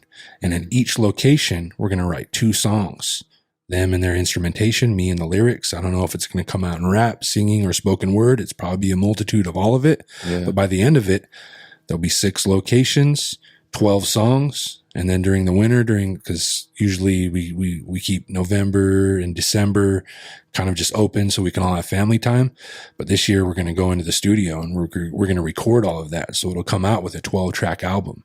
But the whole premise is it's going to be the Indigenous voices and us just being translators of what we learn from them. Wow. And this whole album will be Native voices from these public lands that are in control by the, I gotta listen to that, yo. It'll be different, yeah. Do you know the places you're going to? Or? Yeah, so we start with Canyon of the Ancients, which is in Cortez, Colorado. And I don't know the exact track, but we go to Warm Springs Reservation, and I don't remember the names of each national monument. But we work with the Paiute up in Boise. They got this place called Birds of Prey. So we'll work with the Paiute tribe there. Not sure which tribes we work with in California at King Range. I can't remember. Yeah, it's all good. Yeah. And then Oregon Mountains in New Mexico. Yeah. And yeah, those are the 6 locations. So pretty much all over the west side. Cool. But it was really cool when he went into that meeting. There was like over 300 national monuments and their representatives in on that Zoom call. Mm-hmm. And from that call, him pitching the idea, like 89 national monuments and 20 something more, like over 120 were interested in this type of project. So this may just be the first iteration of us doing this for years to come, right? Yeah. There's just so much opportunity for us to, and that's what I love about it is the lifting up of Indigenous voices, right?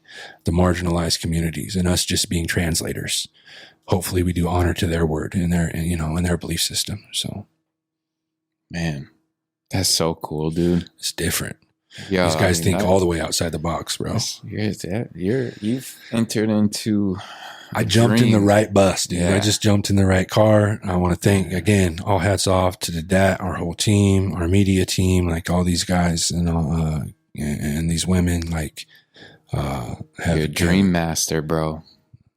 Yeah, just, I don't know. I don't know. I mean, you're living in a dream. So I like, Toltec wisdom. I've read like Dr. Miguel Ruiz's books, Don Miguel Ruiz. He wrote the 4 Agreements, the Mastery of Love. Okay. But he comes from the Toltecs, which is a society that came out of like southern Mexico. Okay. Like Mayan culture. Okay. But like I don't fully understand the Toltec lineage, but they were basically holders of knowledge and light. And anyway, their thought on our experiences, it's a dream. And how do you become a dream master? A dream master is someone that creates his life into a place where he wills things into existence. And basically he's living out whatever he wants to live out. Right. He's able to manipulate life to give him what it is that he wants to experience. Right. And that seemingly is what you've been able to do since you made the transition from your past life to this new life. And now the universe is giving you all these, all the things that are dreamlike. Like this is like dreamlike, like you said, like I'm going to be performing at the Kennedy, like all these experiences. You're about to be on tour in South Africa. Right. Like this is a dream, like it's I think wild. The biggest part, like TS and I talk all the time about manifestation, it's like, and I think the biggest thing that has allowed that energy to happen in my life specifically was finally the disregarding of that belief that I don't deserve it anymore.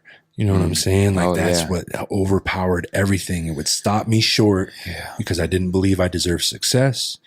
I believe I didn't deserve love. I believe I just didn't deserve any of that.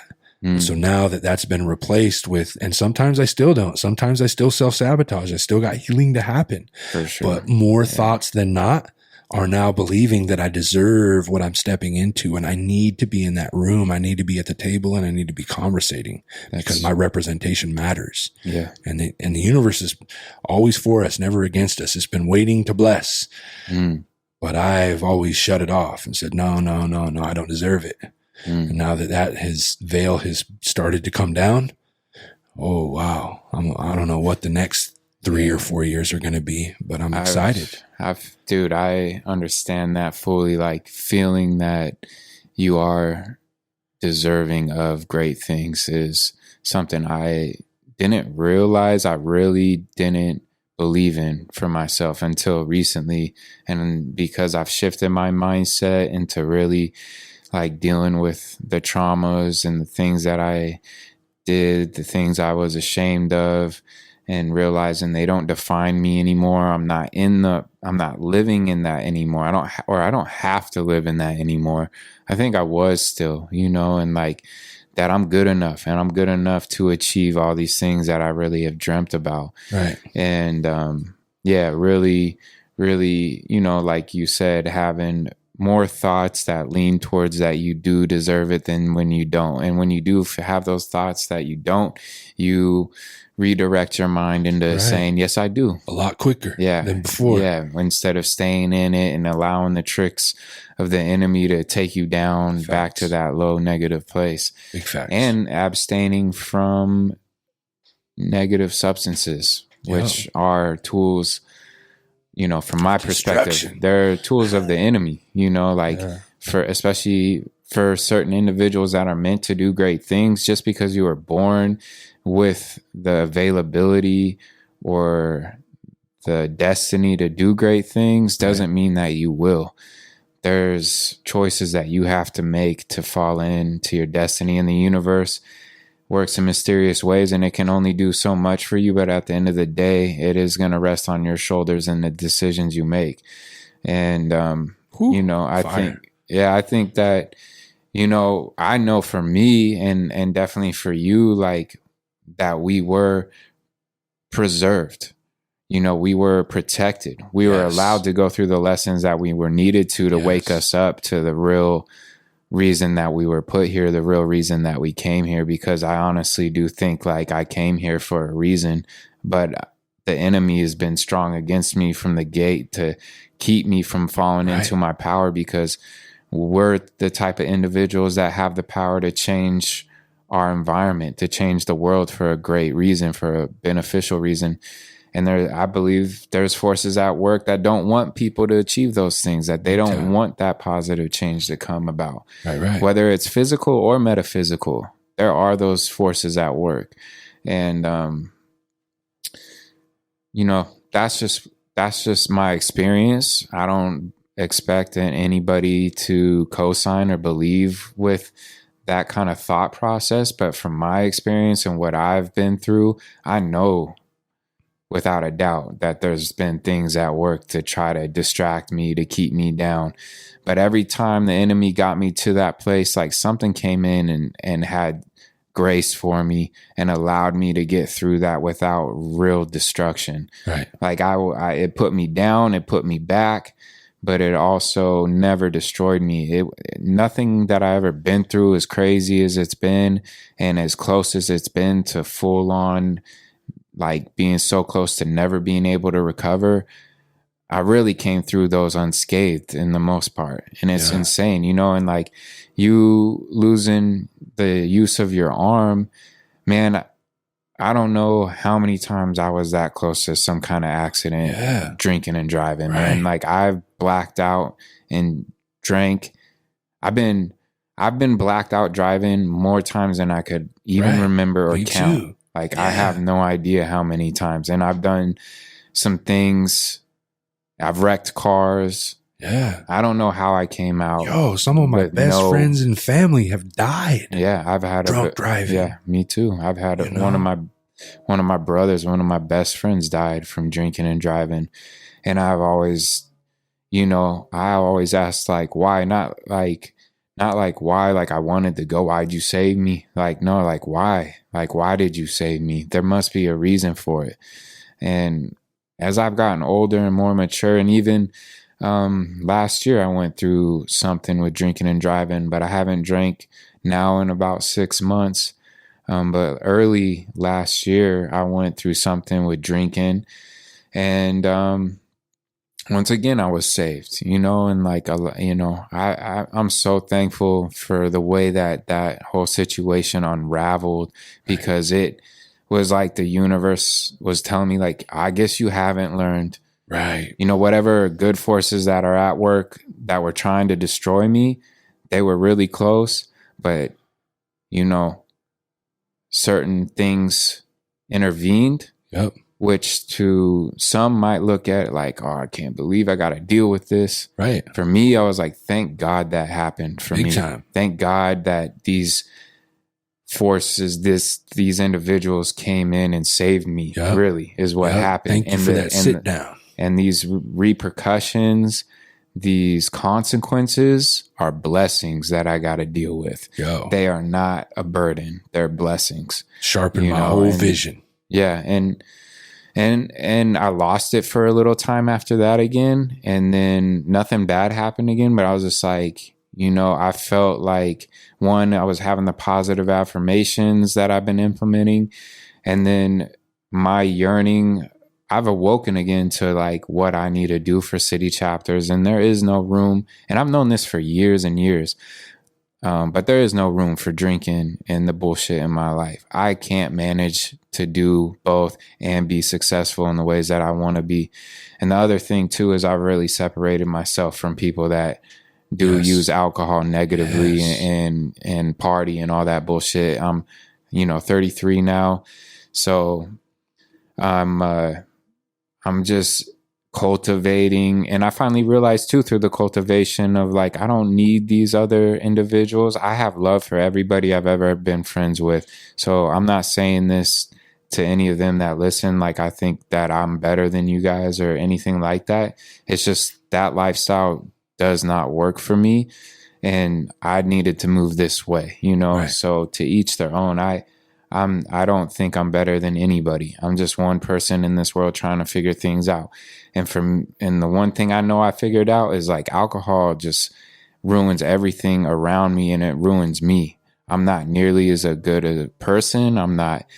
And it takes away all the opportunities that I create. Every time I get momentum, it's been drinking that has taken them away from me again. Me too. And so that's where I'm like, I can't have this keep happening. I can't mentally deal with me getting myself built up, getting momentum, and then I do something with drinking that just destroys all that momentum. Tired of breaking my own spirit. Yeah, I can't. Exactly. Breaking my own spirit, man. And literally, it has been broken, and I've pieced it back together again. I'm living right with myself, and I've got momentum going, and I'm now more than ever surrounded with individuals that have that same yearning, that same vision, that same ambition to go on to change our lives, change our environments, change our world. And, it's just been a long time coming, but I'm just glad I've held on and I didn't give up. And there's been times where I've been real close, and man, and that's why having you on was amazing, because your story of like what you've been through and what you've been able to now create shows people like your past doesn't have to define you. It doesn't have to hold you back. You can overcome it. You can go on to do amazing, great things. That's right. So that's right. I guess we'll start closing it up, but is there anything else you want to touch on? New Age Warriors, do you want to touch on that a bit? Yeah, it was a beautiful opportunity for TS and I to come together. There was that, that first video that we had all created. We won that award on. And, creating that drug and alcohol awareness conference was beautiful.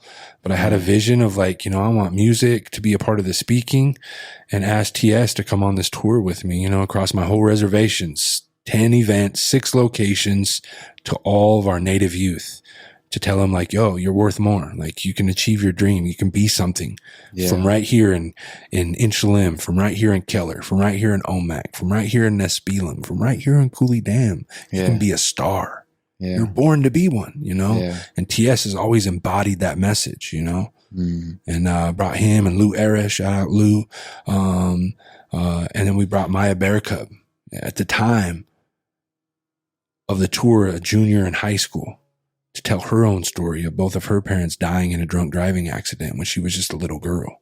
So that flip side, me being the one in the accident and from a family member who lost ones they loved. So really like they get to hear both sides of the tape and then come in with this hip hop concert to like, let's alleviate all that heaviness and let's show y'all in the moment, going to a concert, laughing with your friends, doing this stuff like IGN and all that stuff. This is also ways to positively cope with what you're going through in your own life right now. Music, concerts, hanging out with your friends and doing so in a positive manner, alcohol and drug free, can also be a way you heal. And we just looked at each other after the first event and went like, we got to connect, bro. We're doing something powerful here. What are we going to call this? Like, we're warriors, but we do this in a new way. Cause we said, okay, we're not that warrior that's going to hold this all in and be the guy that just carries it all and doesn't share. We're going to speak about this. We're going to speak this into existence. I'm going to speak my truth out into the world. I'm going to allow you into my space, and I'm going to model vulnerability so that you know that there's a safe space for that as a male. You know, we want to do that from a man's perspective because there's so much saying, no, you don't do that. We don't do that here. Yeah. You know, and that has evolved into all of the beautiful community work we've done. It's evolved into this, you know, all these residencies that we've gone to, that we've held for other people. All of these film awards have always been from that mindset of the New Age warriors, you know, and like Tony has been an excellent addition to that. Nephew Noah, an excellent addition to that. Darby, you, like we have like LQ, we have the like, you know, Calum with Wave Beats. We got, you know, Ben's coming into the picture. We got Derek Lemire, another native filmmaker that we're trying to work with. We got all of these different people. My partner Maura that we're doing dance and stuff with. There's this whole collective of people that is like making that statement that there's a new way to live. There's a new way to be a warrior in today's world. And so that's just like, that's our mission. That's our values. And now we carry it into, like I say, in that storytelling form. It's not just hip hop. It's not just film. It's not just music. It's whatever avenue we want to approach that day. There's a story to all of it, and we want to tell it. Yeah, man, it's amazing, dude. I can't wait to have you back on. It'll be fun. I honestly, I don't even think we got through some, you know, some really powerful stuff. So come back for the next 6 hours. I mean, next time it might be 6 hours for real. Right. All right. Well, we'll wrap it up. Yeah, let's do that. Till next time. Until chapter 4 is continued with James Pakootas. If you didn't notice. My brother. Thank you very much. Yeah, James Pakootas. If you didn't notice, we're out. I'm your host, Bobby J. That's the man right there. Makes my humble beginners with winnings and chemists as far as I know. Whoa, sugar and spice, I'm everything nice. I give you advice, they give you a price. If you paid attention, you'll see what I'm kicking. I'm wasting your money by saying it twice. Shit is a game, you wanna complain, you blaming your L's on the dice. Mama just whipped up the cobbler, so I had to call it a reserve a slice. Whole fam gotta eat, closed mouth don't get fed. So all I had to do is speak. Now I'm talking myself.